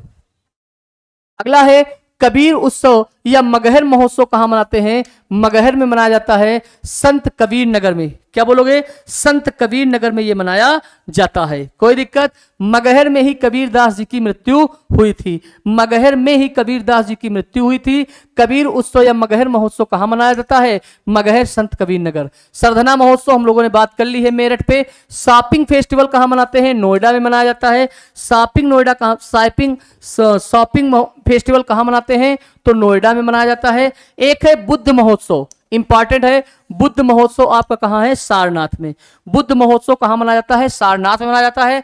आप ये भी जानते हो महात्मा बुद्ध ने सर्वप्रथम उपदेश कहां दिए थे, सारनाथ में दिए थे, कोई दिक्कत। और सबसे ज्यादा कहां दिया था, श्रावस्ती में दिया था, इतने में कोई दिक्कत नहीं। तो बुद्ध महोत्सव कहां मनाते हैं, बुद्ध महोत्सव सारनाथ में मनाते हैं। कंपिल उत्सव जैन मंदिरों में, बहुत बढ़िया याद रखना। कंपिल महोत्सव कहां मनाते हैं, कंपिल महोत्सव आपका फर्रुखाबाद में मनाया जाता है। कंपिल महोत्सव कहां मनाते हैं, फर्रुखाबाद में। गंगा वाटर रैली उत्सव, गंगा वाटर रैली उत्सव मनाते हैं इलाहाबाद, वाराणसी। गंगा रैली उत्सव हम आपको बता रहे हैं, बहुत सारे लोग पढ़ रहे हैं, बहुत सारे बच्चे देखेंगे, कुछ चीजें आप पहली बार सुनेंगे। गंगा वाटर रैली उत्सव कहां मनाते हैं, इलाहाबाद में। जल विहार महोत्सव कहां मनाते हैं, मऊ रानीपुर में। जल विहार महोत्सव कहां मनाते हैं, मऊ रानीपुर में। अमीर खुसरू महोत्सव कहां मनाते हैं, पटियाली में। कहां मनाते हैं, पटियाली में मनाया जाता है। अगला है कौमी एकता सप्ताह मनाया जाता है। इस बात को याद रखना, कौमी एकता सप्ताह कब मनाया जाता है, कौमी एकता सप्ताह मनाया जाता है।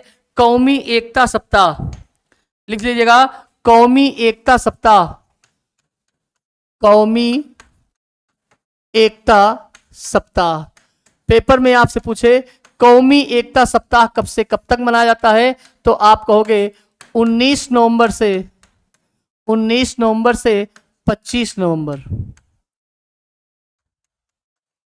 25 नवंबर।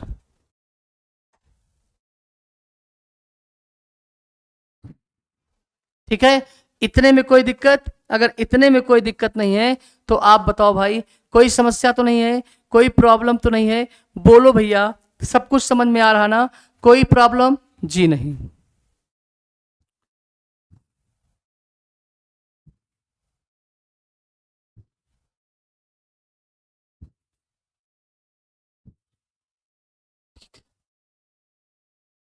ठीक,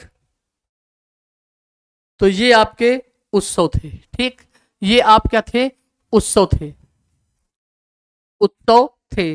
अब आपको क्या पढ़ना है, उत्तर प्रदेश की जलवायु। क्या पढ़ना है, उत्तर प्रदेश की जलवायु। हेडिंग डालिएगा, उत्तर प्रदेश की जलवायु। क्या पढ़ेंगे भैया, उत्तर प्रदेश की जलवायु। ठीक, उत्तर प्रदेश की जलवायु में क्या पढ़ेंगे? नो सर, ठीक है। श्रेया यादव जी कोई समस्या नहीं, ठीक है। उत्तर प्रदेश की जलवायु के बारे में देखेंगे। अब पहले तो आपको यह पता होना चाहिए, अगर कोई आपसे पूछे कि जलवायु, है ना, जलवायु और मौसम में अंतर, अगर आपसे पूछे में अंतर बताओ, जलवायु मौसम में क्या अंतर होता है, जलवायु और मौसम में क्या अंतर है, आप बताइए। बताओ, मेरी बात सुन रहे हो तो बताओ, जलवायु और मौसम में क्या अंतर है। हम लोग पढ़ने वाले हैं उत्तर प्रदेश की जलवायु, है ना। जलवायु और मौसम में क्या अंतर होता है, जल्दी से आप सभी लोग शेयर करें और बताएं कि जलवायु और मौसम में क्या अंतर होता है। अगर आपको मेरी बात सब कुछ समझ में आ रही है तो इस वीडियो को इतना शेयर करना कि हमें भी लगे कि हाँ 2 घंटे मैराथन का मतलब निकला है। 2 घंटे हमने पढ़ाया, लोगों की बात समझ में आई। हम ये भी जानते हैं कि लोग बड़े बड़े चैनल, बड़ा बड़ा नाम लेके, है ना, वहीं पे जाते हैं। जितने भी लोग हैं, नाम किसी का नहीं लेंगे, एक बार अपने छोटे भाइयों को भी देखिए कि कैसा पढ़ा रहे हैं, आपकी समझ में आता है कि नहीं। इन सब बातों को भी ध्यान में रखिए। अगर आपसे पूछे जलवायु और मौसम में क्या अंतर होता है, तो मेरे बच्चे जलवायु और मौसम में बहुत बड़ा अंतर होता है। जलवायु और मौसम में बहुत बड़ा अंतर ये होता है कि जलवायु जो होती है, जो जलवायु होती है उसका क्षेत्र बड़ा होता है। जलवायु जो होती है उसका क्षेत्र बड़ा होता है, और जलवायु जो है वो बहुत बड़े क्षेत्र में बहुत लंबे समय के बाद परिवर्तन आता है। बहुत बड़े क्षेत्र में बहुत लंबे समय के बाद जो परिवर्तन आता है भौगोलिक क्षेत्र में, वही क्या कहलाती है, जलवायु कहलाती है। लेकिन मौसम क्या होता है, मौसम क्षणिक होता है। मौसम क्या होता है, क्षणिक होता है। मौसम का क्षेत्रफल जो होता है वो जलवायु की अपेक्षा छोटा होता है। आपने देखा होगा कि मौसम सुबह कुछ और होता है, शाम को कुछ और होता है, दोपहर में कुछ और होता है। मान लो गर्मी का समय चल रहा है, गर्मी का समय चल रहा है और अचानक धूप निकली है और उसके बाद बादल हो गए, तो आपके मुंह से तुरंत निकलता है कि मौसम बरसात जैसा लगने लगा है, मौसम बदल रहा है। और आपने गाना भी सुना होगा कि मौसम की तरह बदल तो ना जाओगे, है ना। मतलब समझ गए ना कि तुरंत आप बदल तो नहीं जाते हो, सुबह कोई और वादा, शाम को कोई और वादा, और गाना भी बना है कि मौसम की तरह बदल तो न जाओगे, है ना। तो मौसम और जलवायु में यह परिवर्तन होता है मेरे दोस्त कि जलवायु लंबे समय के बाद लंबे क्षेत्र में बदलती है। जो चेंजिंग होती है वो जलवायु होती है, और मौसम जो होता है वो क्षणिक होता है, तुरंत बदल जाता है। इस बात को ध्यान रखोगे तो मौसम का क्षेत्र छोटा होता है, इतने में कोई दिक्कत नहीं।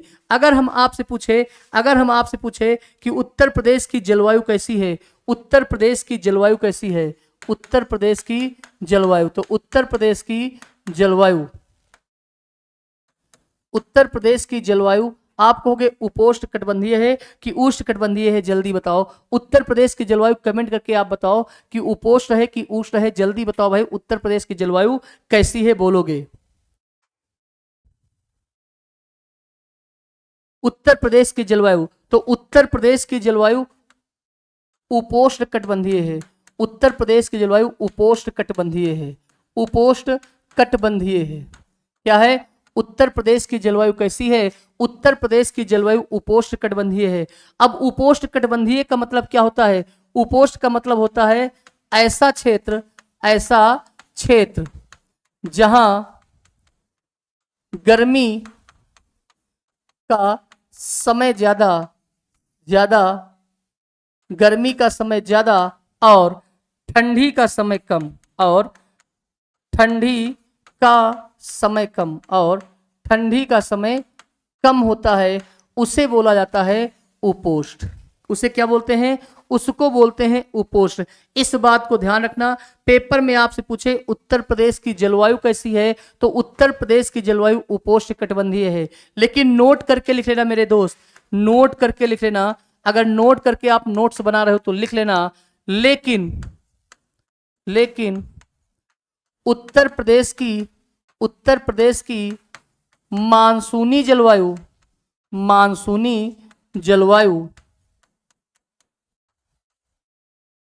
उष्ण कटिबंधीय है, उष्ण कटिबंधीय है। इस बात को मेरे दोस्त आप समझ नहीं पाए होंगे, इस बात को आप समझ नहीं पाए होंगे, तो हम समझा रहे हैं आपको। उपोष्ण और उष्ण में ये अंतर होता है, जो उपोष्ण होता है वहां पे गर्मी का मौसम अधिक होता है, ठंडी का मौसम कम होता है। आपने उत्तर प्रदेश में देखा भी होगा कि अपने उत्तर प्रदेश में गर्मी का मौसम ज़्यादा समय तक रहता है, ठंडी का मौसम कम समय तक रहता है। इस समय ठंडी चल रही है ना, इस समय ठंडी चल रही है। तो ये आपका पूछे कि उत्तर प्रदेश की जलवायु कैसी है, तो आप बताओगे उपोष्णकटिबंधीय है, नो डाउट आप तुरंत बताओगे उपोष्णकटिबंधीय है। लेकिन आपसे पूछे उत्तर प्रदेश की मानसूनी जलवायु कैसी है, जब मानसून आता है तो कैसी जलवायु होती है, किस जलवायु के कारण मानसून आता है, तो आप बताओगे उष्णकटिबंधीय है।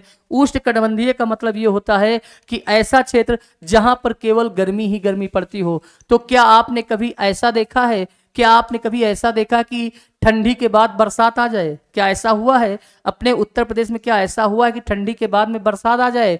नहीं देखा होगा, क्योंकि जब मानसून आता है तो पहले गर्मी होती, गर्मी के बाद जलवाष्प बनता है, फिर बादल चलते हैं।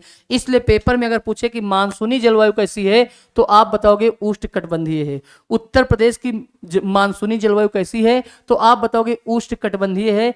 इस बात को आप ध्यान में रखेंगे, है ना, कोई दिक्कत नहीं। अब आपसे पूछता है उत्तर प्रदेश में कुल जलवायु क्षेत्र कितने हैं। आपसे पूछे उत्तर प्रदेश में कुल जलवायु क्षेत्र कितने हैं, इस बात को ध्यान रखना। उत्तर प्रदेश में, है ना, नोट्स आप बनाते जाइएगा, एक बार पढ़ो दोबारा नहीं पढ़ना। उत्तर प्रदेश में जलवायु क्षेत्र कितने हैं, जलवायु क्षेत्र कितने हैं, बोलो भाई। उत्तर प्रदेश में जलवायु क्षेत्र कितने हैं, उत्तर प्रदेश में जलवायु क्षेत्र कितने हैं, तो आप बताओगे सर जी 9 हैं। ये पेपर में आपसे पूछा गया है उत्तर प्रदेश में जलवायु क्षेत्र कितने हैं, तो उत्तर प्रदेश में जलवायु क्षेत्र आपको मिलेंगे 9। उत्तर प्रदेश में कुल जलवायु क्षेत्र कितने हैं, तो आप बताओगे 9 है, ठीक है। अगर आपसे पूछे कि उत्तर प्रदेश में टोटल मौसम कितने प्रकार के होते हैं, उत्तर प्रदेश में मौसम, उत्तर प्रदेश में मौसम, है ना, उत्तर प्रदेश में आपसे पूछे मौसम कौन कौन से पाए जाते हैं उत्तर प्रदेश में मौसम, तो आप बताओगे यहाँ 3 प्रकार के मौसम पाए जाते हैं। यहाँ क्या पाए जाते हैं, यहाँ 3 प्रकार के मौसम पाए जाते हैं। यहाँ 3 प्रकार के मौसम पाए जाते हैं, 3 प्रकार के मौसम पाए जाते हैं। यहाँ 3 प्रकार के मौसम पाए जाते हैं। क्या कोई दिक्कत? कोई दिक्कत तो नहीं है। करुणा सिंह राजपूत, बहुत बढ़िया। करुणा सिंह राजपूत, स्वागत है बच्चे, कहाँ से हो? बहुत अच्छा। तो आप बताएंगे कितने प्रकार के मौसम पाए जाते हैं, तो आप बताओगे उत्तर प्रदेश में टोटल 3 प्रकार के मौसम पाए जाते हैं। सबको पता है, गर्मी होती है, बरसात होती है, फिर ठंडक होती है। और ये आपसे समय भी पूछता है कि कब कब यहाँ पे वर्षा होती है, कब कब नहीं होती है, ये भी आपसे पूछेगा। तो आप कह सकते हो सर जी पहला आपका जो है, आप कह सकते हो शीत ऋतु। क्या कह सकते हो? शीत ऋतु होती है, यहाँ पे शीत ऋतु होती है। अब आपसे पूछे कि सर जी शीत ऋतु का काल कितना है, समय कितना है, तो शीत ऋतु को आप कह सकते हो अक्टूबर, नवंबर, दिसंबर, जनवरी, फरवरी, है ना, अक्टूबर से अक्टूबर। वैसे तो आप देखोगे तो आपको मिलेगा 15 नवंबर से। क्या बोलोगे? 15 नवंबर से, ऐसे लिखो 15 नवंबर से 15 मार्च तक। क्या बोलोगे? 15 मार्च तक, क्योंकि अब आपकी ठंडक पीछे आती है, पीछे जाती है, ठीक है, कोई दिक्कत नहीं। बहुत अच्छे। कौन है? Aarti Chauhan, good afternoon sir, good afternoon भैया। आप लोग नोट्स बनाते रहें बस। दूसरा आपका मौसम पूछा जाता है, ठंडी के बाद क्या आती है? ग्रीष्म ऋतु आती है। क्या आती है भैया? ग्रीष्म ऋतु आती है। क्या बोलोगे? ग्रीष्म ऋतु। तो आप बोलोगे ग्रीष्म ऋतु का समय आप क्या कह सकते हो? 15 मार्च से। क्या बोलोगे? 15 मार्च से, है ना, 15 मार्च से 15 जून तक।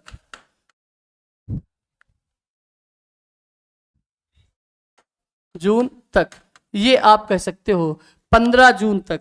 वैसे ये जाती जुलाई तक है ना, जाती जुलाई तक है, लेकिन आपके पेपर में इसी से आपसे पूछेगा 15 मार्च से 15 जून तक, ठीक है।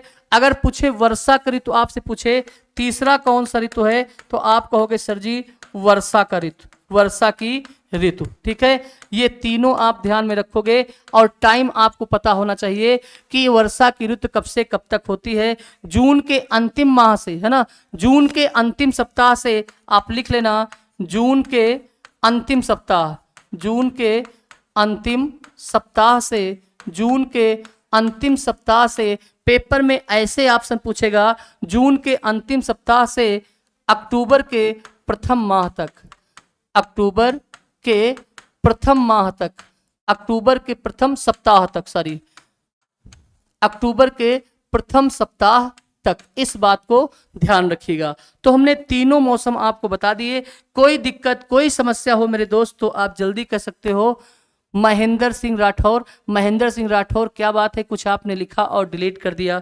अगर कोई बात ना समझ में आए तो बताना, बोलिएगा भैया। अगर पूछे शीत ऋतु की बात करें तो आप कहोगे 15 नवंबर से 15 मार्च तक होती है। ग्रीष्म ऋतु की बात करें तो 15 मार्च से 15 जून तक होती है। वैसे आप जानते हो जब जब वर्षा नहीं होती है तब तक गर्मी बहुत होती है। नमस्ते जी, जब जब आप देखोगे वर्षा नहीं होती तो ठंड, गर्मी में हमारी, वैसे गर्मी तो हमारी पहुंच जाती है अक्टूबर तक, है ना, लेकिन वर्षा भी उसी बीच में आती है। तो इसलिए ये जो आपका पेपर में जो लिखा हुआ है ये एकदम बिल्कुल सही लिखा हुआ है। ठीक है, इसको आप अपने कॉपी में नोट्स बना के सजा लेना और आराम से पढ़ लेना। पेपर में अगर जलवायु से पूछेगा, मौसम से पूछेगा तो यही आपका सही माना जाएगा। तो उत्तर प्रदेश में मौसम या ऋतु कितने प्रकार की होती है? शीत ऋतु हो गई, ग्रीष्म ऋतु हो गई और वर्षा ऋतु हो गई। ये भी आपको टाइम भी पता चल गया कि 15 नवंबर से आपको 15 मार्च तक ठंडी देखने को मिलती है। अगर बात करें ग्रीष्म ऋतु की 15 मार्च से 15 जून तक, वर्षा की बात करें तो जून के अंतिम सप्ताह से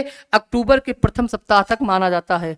आ रही है आवाज सर? ठीक है, बहुत अच्छे, ठीक है, बहुत बढ़िया। आप कमेंट कभी कभी बीच में कर दिया करें जिससे हमें लगे कि हाँ आवाज आप तक पहुंच रही। अगर इतने में कोई दिक्कत नहीं है तो आगे बढ़ा जाए, अगर इतने में कोई दिक्कत नहीं है तो आगे बढ़ा जाए।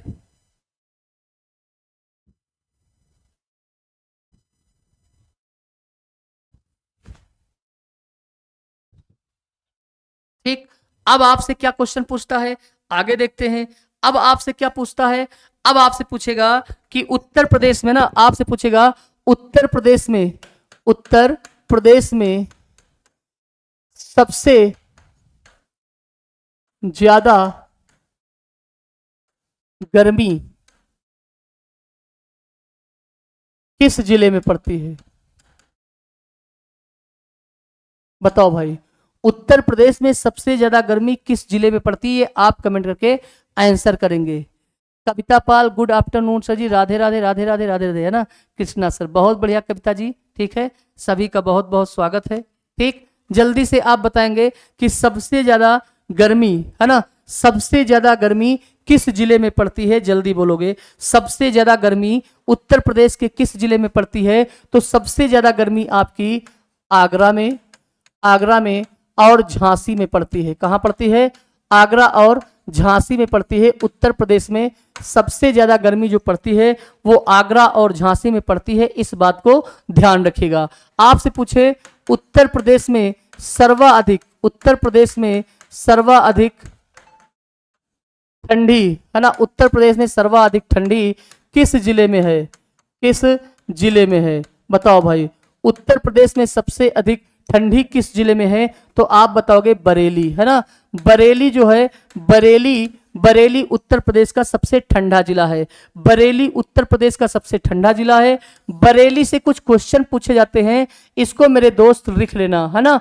अगर आपसे पूछे बरेली तो बरेली आपके बांस के लिए प्रसिद्ध है।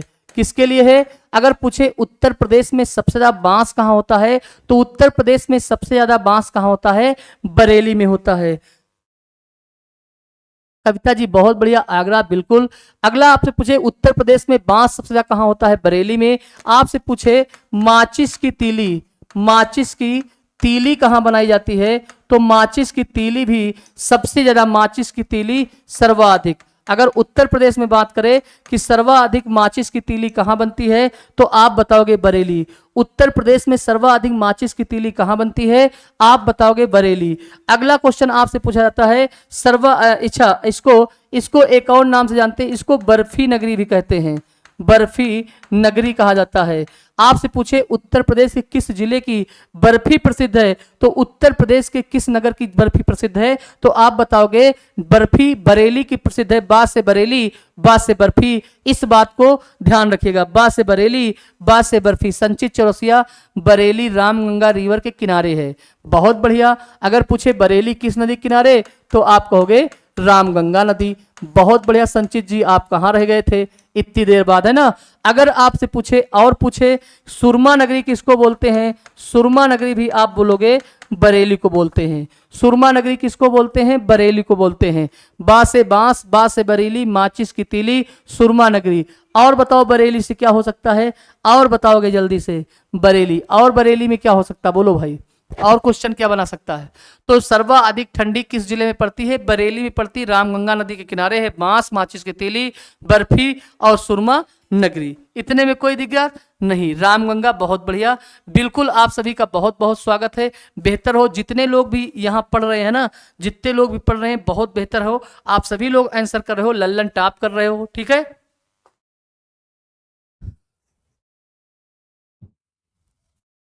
इतनी बात समझ में आ गई। अगर इतनी बात समझ में आ गई तो थोड़ा सा आगे बढ़ते हैं और आगे देखते हैं। आपसे पूछेगा कि उत्तर प्रदेश में सबसे कम वर्षा कहाँ होती है। उत्तर प्रदेश में सबसे कम वर्षा, उत्तर प्रदेश में सबसे कम वर्षा किस डिस्ट्रिक्ट में होती है। उत्तर प्रदेश में सबसे कम वर्षा की अगर बात करोगे तो कहाँ मिलेगा आपको। उत्तर प्रदेश में सबसे कम वर्षा कहाँ होती है, जल्दी से आप बोलेंगे तभी तो जानेंगे। बोलो भाई, सबसे कम वर्षा कहाँ होती है। किसी का आंसर नहीं आया। सबसे कम जो वर्षा होती है वो मथुरा में होती है। उत्तर प्रदेश में सबसे कम वर्षा मथुरा में होती है, जबकि उत्तर प्रदेश में सर्वाधिक वर्षा, उत्तर प्रदेश में सर्वाधिक वर्षा, उत्तर प्रदेश में सर्वाधिक वर्षा किस डिस्ट्रिक्ट में होती है, ये तो बता दो। उत्तर प्रदेश में सर्वाधिक वर्षा जो होती है वो आपकी होती है गोरखपुर में। उत्तर प्रदेश में सबसे अधिक वर्षा कहाँ होती है, गोरखपुर में होती है। थैंक यू सर जी, बहुत बढ़िया। संचित चौरसिया जी ने आंसर किया है गोरखपुर में। बेहतर हो सभी लोग भैया क्लास को बेहतर तरीके से नोट्स बनाते चलेंगे मेरे मित्र। ये बहुत काम की चीज है और बार बार आपको इतनी भर्ती देखने को नहीं मिलेगी। मैं आपको विश्वास दिलाता हूं कि जितने भी टॉपिक आपसे पूछेगा वे एक एक करके हम जीएस के टॉपिक आपको बताते चले जाएंगे, ठीक है। एक एक टॉपिक आपको बताते चले जाएंगे। तो सर्वाधिक वर्षा कहाँ होती है, गोरखपुर में होती। गोरखपुर से जितने क्वेश्चन बन सकते हैं, देखो गोरखपुर से जितने क्वेश्चन बन सकते हैं एक ही लाइन में सीख लो, है ना। गोरखपुर में आपसे पूछा जाता है खिचड़ी मेला। आपसे पूछे खिचड़ी मेला कहाँ लगता है, आंसर आएगा गोरखपुर। आपसे पूछे गीता प्रेस कहाँ है, आपसे पूछे उत्तर प्रदेश में गीता प्रेस, आंसर आएगा गोरखपुर। क्या बोलोगे, गीता प्रेस। ध्यान देना भैया, ये क्वेश्चन सभी आए हुए हैं। पूछे गीता प्रेस गोरखपुर में, गोरखपुर किस नदी के किनारे है, तो आप कहोगे राप्ती नदी के किनारे है। कहाँ है, राप्ती नदी के किनारे है। आपसे पूछे और क्या पूछ सकता है, राप्ती नदी हो गया। गोरखपुर में सर्वाधिक गेहूं होता है, सर्वाधिक गेहूं, सर्वाधिक गेहूं। आपसे पूछे कि उत्तर प्रदेश में ना, उत्तर प्रदेश में सर्वाधिक गेहूं किस डिस्ट्रिक्ट में होती है, तो आप बताओगे गोरखपुर में होती है। कोई दिक्कत नहीं। क्या होती है, गोरखपुर में होती है, गोरखपुर में होती है। क्या होती है, बहुत बढ़िया जी, आप गोरखपुर बता रहे हो। राप्ती नदी है, बहुत बढ़िया है ना। और गोरखपुर से क्या बन सकता है, जल्दी बताओ भाई। गोरखधाम कहाँ है, गोरखधाम, है ना। गोरखधाम आपको कहाँ मिलेगा, तो आप बताओगे गोरखधाम आपका गोरखपुर में मिलने वाला है। कोई दिक्कत, सरयू किनारे नहीं है जी, सरयू नहीं, ये राप्ती नदी के किनारे है। कहाँ है, राप्ती नदी के किनारे। गोरखपुर किसके किनारे है, गोरखपुर आपके राप्ती नदी के किनारे। तो उत्तर प्रदेश में सर्वाधिक वर्षा गोरखपुर में होती है। कोई दिक्कत नहीं, कोई दिक्कत है नहीं, ठीक है जी। यस सर, बहुत बढ़िया। आगे बात किया जाए। अच्छा, महिला विश्वविद्यालय, उपेंद्र कुमार सिंह जी हमारे साथ जुड़ चुके हैं। महिला विश्वविद्यालय भी आपका कहाँ स्थित है, तो आप बताओगे। अच्छा ठीक है भाई, अब इतना हो गया। आपसे पूछेगा कि उत्तर प्रदेश का सबसे गर्म महीना, ये सब क्वेश्चन आए हैं। उत्तर प्रदेश का सबसे गर्म महीना, उत्तर प्रदेश का सबसे गर्म महीना, उत्तर प्रदेश का सबसे गर्म महीना कौन सा है? बोलो मेरे दोस्त, उत्तर प्रदेश में सबसे ज्यादा गर्मी कब होती है? पठान महिला विश्वविद्यालय। अच्छा उपेंद्र कुमार जी वहां से, उपेंद्र कुमार जी कहां से हैं आप? बोलो भाई उपेंद्र कुमार जी कहां से हो? तो बोले उत्तर प्रदेश का सबसे गर्म महीना। तो आप अनुभव करो कि उत्तर प्रदेश में सबसे ज्यादा गर्मी किस महीने में लगती है? मई में, जून में, जुलाई में, अगस्त में? बोलो भाई, आप बताओ, कमेंट बॉक्स में कमेंट करो जल्दी से।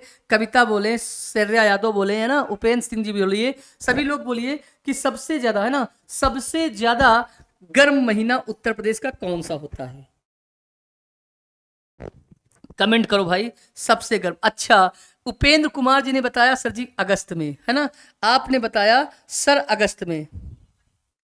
अगस्त तो ना होगा, अगस्त में कभी कभी 15 अगस्त माने 15 दिन बरसात के निकल जाते हैं और ठंडी होती है। तो पेपर जो आपका मान रहा है वो आपका जून है, जो उत्तर प्रदेश आयोग मान रहा है वो जून है। यदि जून ना हो ऑप्शन में, यदि जून ऑप्शन में ना हो तो आप अगस्त बताएंगे, ठीक है। लखीमपुर खीरी से हैं सर जी, बहुत बढ़िया, लखीमपुर खीरी से स्वागत है। सब्सक्राइब और शेयर जरूर कर दीजिएगा चैनल को, है ना। सत्यवीर यादव, जुलाई। तो उत्तर प्रदेश का सबसे गर्म जो महीना होता है वो आपका जून होता है। आराधना वर्मा भी जुड़ी हमारे साथ और बोली है जून महीने में होता है, कोई दिक्कत नहीं। तो अगला अब आपसे पूछे, ये तो आपने बता दिया कि सर जी सबसे गर्म महीना, अब आपसे पूछे सबसे ठंडा महीना।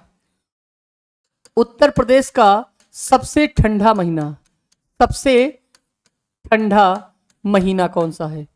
बताओ भाई, उत्तर प्रदेश में सबसे ज्यादा ठंडी किस महीने में लगती है? उत्तर प्रदेश में सबसे ठंडी कब लगती है? उपेंद्र कुमार सिंह जी, बहुत बढ़िया, बोलो भाई। उत्तर प्रदेश में सबसे अधिक ठंड कब लगती है? नवंबर में, दिसंबर में, जनवरी में या फरवरी में? बोलो भाई, तभी तो जानेंगे। अच्छा, संचित चौरसिया बता रहे हैं सर जी फरवरी में। अरे यार संचित चौरसिया जी, उत्तर प्रदेश का सबसे ठंडा महीना होता है जनवरी। क्या बोलोगे? जनवरी होता है मेरे दोस्त। अभी देखोगे, अब शुरू हुआ, देखो अब ठंडी उत्तर प्रदेश में शुरू हुई है ना, देख नहीं रहे हो जनवरी में? जी बिल्कुल, सभी का खुशबू राज प्रजापति जी बिल्कुल है, आप सभी का आंसर जनवरी आना चाहिए। जनवरी में ठंडी बहुत होती है, उसके बाद वो 25 जनवरी 26 जनवरी तक पहुंचते पहुंचते वहां पे क्या होती है, ठंडी कम होने लगती है। तो सबसे ज्यादा जो ठंडी होती है मेरे देश दोस्त वो जनवरी में होती है, कोई दिक्कत? तो सबसे गर्म महीना आपका जून होता है, सबसे ठंडी वाला महीना आपका जनवरी होता है। अब एक और क्वेश्चन आपसे पूछे, उत्तर प्रदेश में सर्वाधिक वर्षा किस महीने में होती है? किस महीने में होती है? बोलो भाई, उत्तर प्रदेश में सर्वाधिक वर्षा किस महीने में होती है? ये क्वेश्चन है आपसे, उत्तर प्रदेश में सर्वाधिक वर्षा किस महीने में होती है? ज्यादा लंबी क्लास चल गई क्या? ज्यादा लंबी क्लास हो गई, इस लोग हटना शुरू हो गए ना। तो पढ़ लो मेरे दोस्त, बार बार अवसर नहीं आएगा। 60,000 भर्ती ये आपके सर पे होना चाहिए। उत्तर प्रदेश में सर्वाधिक वर्षा किस महीने में होती है? बोलो भाई, जून में, जुलाई में, अगस्त में, सितंबर में? बोलो भैया, अभी तक कमेंट नहीं आया, किसी का आंसर नहीं आया, जल्दी से बोलो आप। उत्तर प्रदेश में सबसे अधिक वर्षा अगस्त में, अगस्त में, है ना। मई में वर्षा कहाँ होती है? मई में वर्षा कहाँ होती है यार? मई तो ऐसे चला जाता है, 25 जून से तो उत्तर प्रदेश में मानसून आता है, 25 जून से उत्तर प्रदेश में मानसून आता है। तो आंसर आपका होगा जुलाई और अगस्त। क्या होगा? जुलाई और अगस्त। या तो ऑप्शन में आपको जुलाई मिल जाए तो सबसे ज्यादा वर्षा जुलाई में होती है, अगर जुलाई ऑप्शन में नहीं होता है तो अगस्त हो जाता है, ठीक है, इस बात को ध्यान रखना। अच्छा आप पढ़ रहे हो, ठीक है, हम पढ़ा रहे हैं, आप पढ़ते जाइए ना, कोई दिक्कत नहीं। बिल्कुल आराधना जी, जुलाई बिल्कुल। जब ऑप्शन में आपको जुलाई ना मिले अगस्त में, आपने कभी कभी देखा होगा किसी किसी वर्ष में जुलाई में जम के वर्षा होती है और किसी किसी महीने में अगस्त में वर्षा होती है। और आप ये भी जानते हो कि जो मौसम है ये धीरे धीरे पीछे जा रहा है ना, ये हमारी जलवायु के कारण ऐसा हो रहा है, क्योंकि हम लोग प्रकृति से छेड़खानी कर रहे हैं। छेड़खानी करने का मतलब हम लोग जंगल काट रहे हैं बराबर। जंगल काटेंगे तो जलवायु प्रभावित होगी, है ना। इस कारण से ऐसा देखने को मिल रहा है। बहुत बढ़िया, आपने आंसर अभी तक सभी लोगों ने किया है ना। बहुत ठीक। एक बात और जानो थोड़ा सा, ये तो मानसून हो गया है ना। हमने आपको सब बता दिया कि कहाँ पे वर्षा ज्यादा होती है, कहाँ पे कम होती है, किस महीने में ज्यादा होती है, किस महीने में कम होती है, कब ठंडी अधिक होती है, कब ठंडी कम होती है। ये सब बातें हम लोगों ने कर रखी है ना। अब बात करेंगे, अब बात क्या करेंगे, अगर हम पूछे, एक क्वेश्चन आपसे पूछे कि उत्तर प्रदेश में, उत्तर प्रदेश में, उत्तर प्रदेश में कुल कितने मेले लगते हैं, कितने मेले लगते हैं, मेले लगते हैं, ये भी क्वेश्चन आपसे पूछा गया है। कुल कितने मेले लगते हैं, सर्वाधिक मेले किस डिस्ट्रिक्ट में लगते हैं, सर्वाधिक मेले किस डिस्ट्रिक्ट में लगते हैं, किस जिला में लगते हैं, ठीक है। और एक पूछा गया है सबसे कम मेले, सबसे कम मेले, सबसे कम मेले किस जिला में लगते हैं। ये 3 क्वेश्चन आपको आना चाहिए, एग्जाम में आपसे पूछता है, ठीक है। एग्जाम में आपसे पूछता है संचित चौरसिया 82 जुलाई। बहुत बढ़िया, जल्दी बोलोगे, बोलो भैया, सभी भैया बोलेंगे। तो उत्तर प्रदेश में कुल कितने मेले लगते हैं, उत्तर प्रदेश में 2250 मेले लगते हैं। क्या उत्तर प्रदेश में 2250 मेले लगते हैं। सर्वाधिक मेले कहाँ लगते हैं, तो आप बताओगे मथुरा में लगते हैं। मथुरा में सबसे कम मेले कहाँ हैं, तो पीलीभीत में। कहाँ लगते हैं, सबसे कम जो मेले लगते हैं वो आपके पीलीभीत में लगते हैं। इस बात को ध्यान रखिएगा। मथुरा में सर्वाधिक मेले लगते हैं, बिल्कुल सही उपेंद्र कुमार सिंह जी, मथुरा सबसे ज्यादा, शायद मथुरा में, शायद नहीं एकदम क्लियर है। यूपी 2250, बहुत बढ़िया आराधना वर्मा जी। पीलीभीत सबसे कम, तो मथुरा में जो लगते हैं वो लगते हैं 86, और पीलीभीत में जो लगते हैं वो लगते हैं 4 से 5, है ना। तो उत्तर प्रदेश में सर्वाधिक, उत्तर प्रदेश में सर्वाधिक जो मेले लगते हैं वो मथुरा में 86 लगते हैं। उसके बाद कानपुर में 80 लगते हैं, है ना।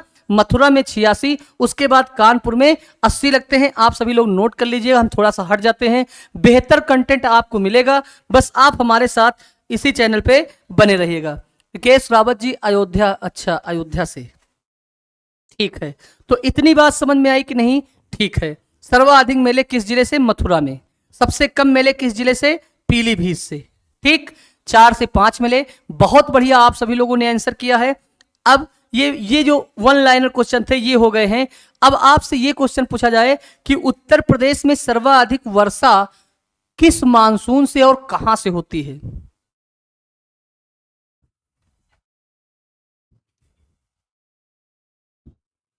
देखो मेरे दोस्त, इस बात को ध्यान दो थोड़ा सा, है ना।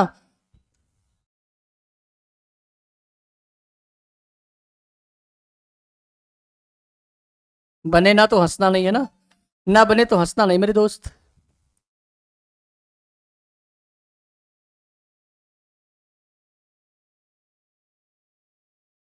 मान लो कि ये भारत है, मान लिया आपकी भारत है कि नहीं, मानते हो ना, ये भारत है। अब देखो थोड़ा सा, पूछा गया है कि उत्तर प्रदेश में सर्वाधिक वर्षा, उत्तर प्रदेश में सर्वाधिक वर्षा, सर्वाधिक वर्षा किस मानसून से होती है। लास्ट पॉइंट है, किस मानसून से होती है, किस मानसून से होती है, ठीक, किस मानसून से होती है, इस बात को देखना। अच्छा, मानसून क्या, एक आपका होता है पश्चिमी मानसून, है ना, एक कौन सा होता है, पश्चिमी मानसून, और एक आपका होता है पूर्वी मानसून, ठीक। अगर मुख्य रूप से देखा जाए तो यही है। अब आपसे इसमें पूछे कि कौन से मानसून से ज्यादा वर्षा होती। अच्छा, दिखाई कम दे रहा है लाल से, लाल से कब दिखाई दे रहा है, साउथ वेस्ट मानसून, दक्षिण पश्चिमी, है ना। अगर आप बात करोगे तो आपको, अगर हम बात करें, ये आपका दक्षिण पश्चिमी मानसून और ये आपका दक्षिण पूर्वी मानसून।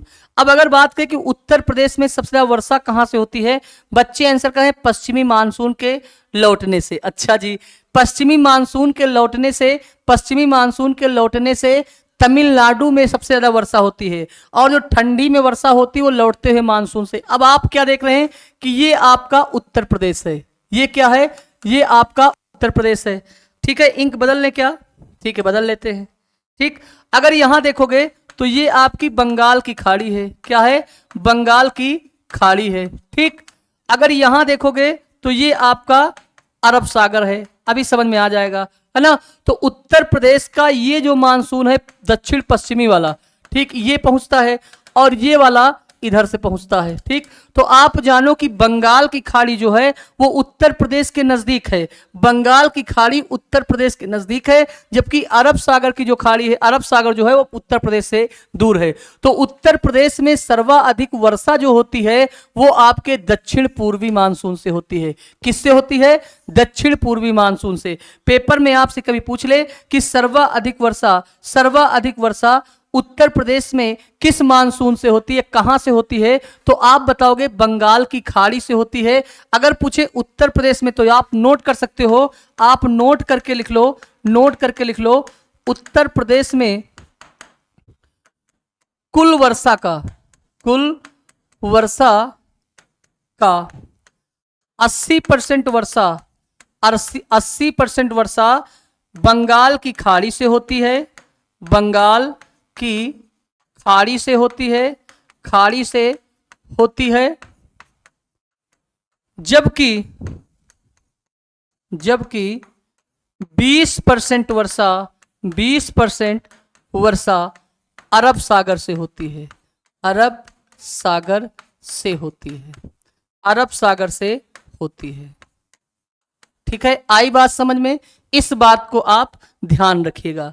कोई दिक्कत, बहुत बढ़िया। बंगाल बिल्कुल आप बेहतर तरीके से बताए हो, मैं समझ पा रहा हूं कि आपको बात समझ में आ रही होगी, बिल्कुल समझ में आ रही होगी। तो ये आपका उत्तर प्रदेश का आज सामान्य परिचय था, नामकरण था, महोत्सव और मेले मिल गए, है ना। उत्तर प्रदेश के हमने आपको क्या क्या पढ़ाए, अगर आज बात करें तो हमने आपको पढ़ाया, अच्छा मिटाए ना, ठीक, ये देखिए, ये बात करें तो आज हमने आपको क्या पढ़ाया, उत्तर प्रदेश के प्रपेक्ष में अगर हम बात करें तो आपको हमने पढ़ाया नामकरण क्या होता उत्तर प्रदेश का, कैसे, इसी में उत्तर प्रदेश की राजधानी पे बात किया गया, है ना। और इसी में आपसे बात किया गया किसको, उत्तर प्रदेश की जलवायु को लेकर बात किया गया, और इसी में उत्तर प्रदेश की भौगोलिक दशा को लेकर बात किया गया, और इसी में के महोत्सव पढ़े गए, और इसी में उत्तर प्रदेश के मेले पढ़े गए। तो इतने टॉपिक हमने 2 घंटे में लगभग समाप्त किए। ठीक है, और हमने आपको बेहतर तरीके से समझाने का प्रयास किया, पढ़ाने का प्रयास किया, और आपको बात समझ में आई भी होगी। अगली क्लास जो होगी आपकी फिर कल 12 बजे से है ना, कल आपको 12 से 2 के बीच में फिर इसी चैनल पे आपको दिखाई देगी, इसी जगह पे आपको फिर पढ़ने को मिलेगा। और उत्तर प्रदेश में कल अगर हम बात करें तो उत्तर प्रदेश में कल हम आपको पढ़ाएंगे पक्षी विहार, वन्य जीव विहार, उद्योग और धंधे पढ़ाएंगे। ठीक है, कहाँ का उद्योग कैसा है, शहरों के उपनाम, ये सब बातें कल हम करने वाले हैं, तो मेरे साथ जुड़े रहना। मैं एक ही बात कर रहा हूं, अगर आपको मेरी क्लास समझ में आई है, अच्छा लगा है पढ़ के, तो एक बार आप कमेंट में लिखें कि क्या मेरी बात समझ में आई है, आपको लगता है कि आपका बेड़ा पार हो सकता है यहां से, तो आप एक बार कमेंट बॉक्स में लिखें, और मैं एक एक बात आपको बेहतरीन तरीके से समझाने का प्रयास करूंगा मेरे फ्रेंड्स। ठीक है, सभी दोस्तों को, तो एक बार कमेंट में लिखें कि क्या आपको क्लास कैसी लगी, ये आप बताएं थोड़ा सा। जितने भी भाई बहन हमारे देख रहे हैं, एक बार कमेंट करें कैसी क्लास रही, क्या आप लोगों ने चैनल सब्सक्राइब कर लिया है, क्या आप दोस्तों को क्लास शेयर करेंगे। मेरी इच्छा तो यही है, मैं तो यही समझता हूं कि मैंने 100% आपको दिया और बेहतर कंटेंट के साथ आपको समझाया, और आपको मेरी बात समझ में भी आई होगी। निशांक गौतम, आराधना वर्मा, ओके सर। तो अगर अमन में बात आई है तो कल फिर हम लोग लाइव मिलेंगे 2 बजे, है ना, सॉरी 12 बजे से 2 बजे के बीच। एक बार बताओ क्या आपको कंटेंट अच्छा लगा। Upendra Kumar Singh ji, okay sir ji. Satyavir Yadav, okay sir. कोई दिक्कत तो नहीं है, कोई समस्या तो नहीं, हम आपको समझा पा रहे हैं कि नहीं सर, आप बहुत अच्छा पढ़ाते हो। ठीक है आराधना वर्मा जी, थैंक यू है, बहुत अच्छी लगी। निशांक गौतम जी, बहुत अच्छे। तो कल आपको इसी चैनल पे इतनी टाइम आपको मिलेंगे, और आपकी भीड़ जो आज दिखी थी वो 2 गुनी होनी चाहिए, है ना। सभी लोग शेयर और सब्सक्राइब जरूर कर दीजिएगा। Thank you sir, thank you Rikesh Yadav. ठीक है, तो आज के लिए इतना ही रखते हैं, फिर बाकी बातें हम लोग कब करेंगे, कल करेंगे, ठीक है।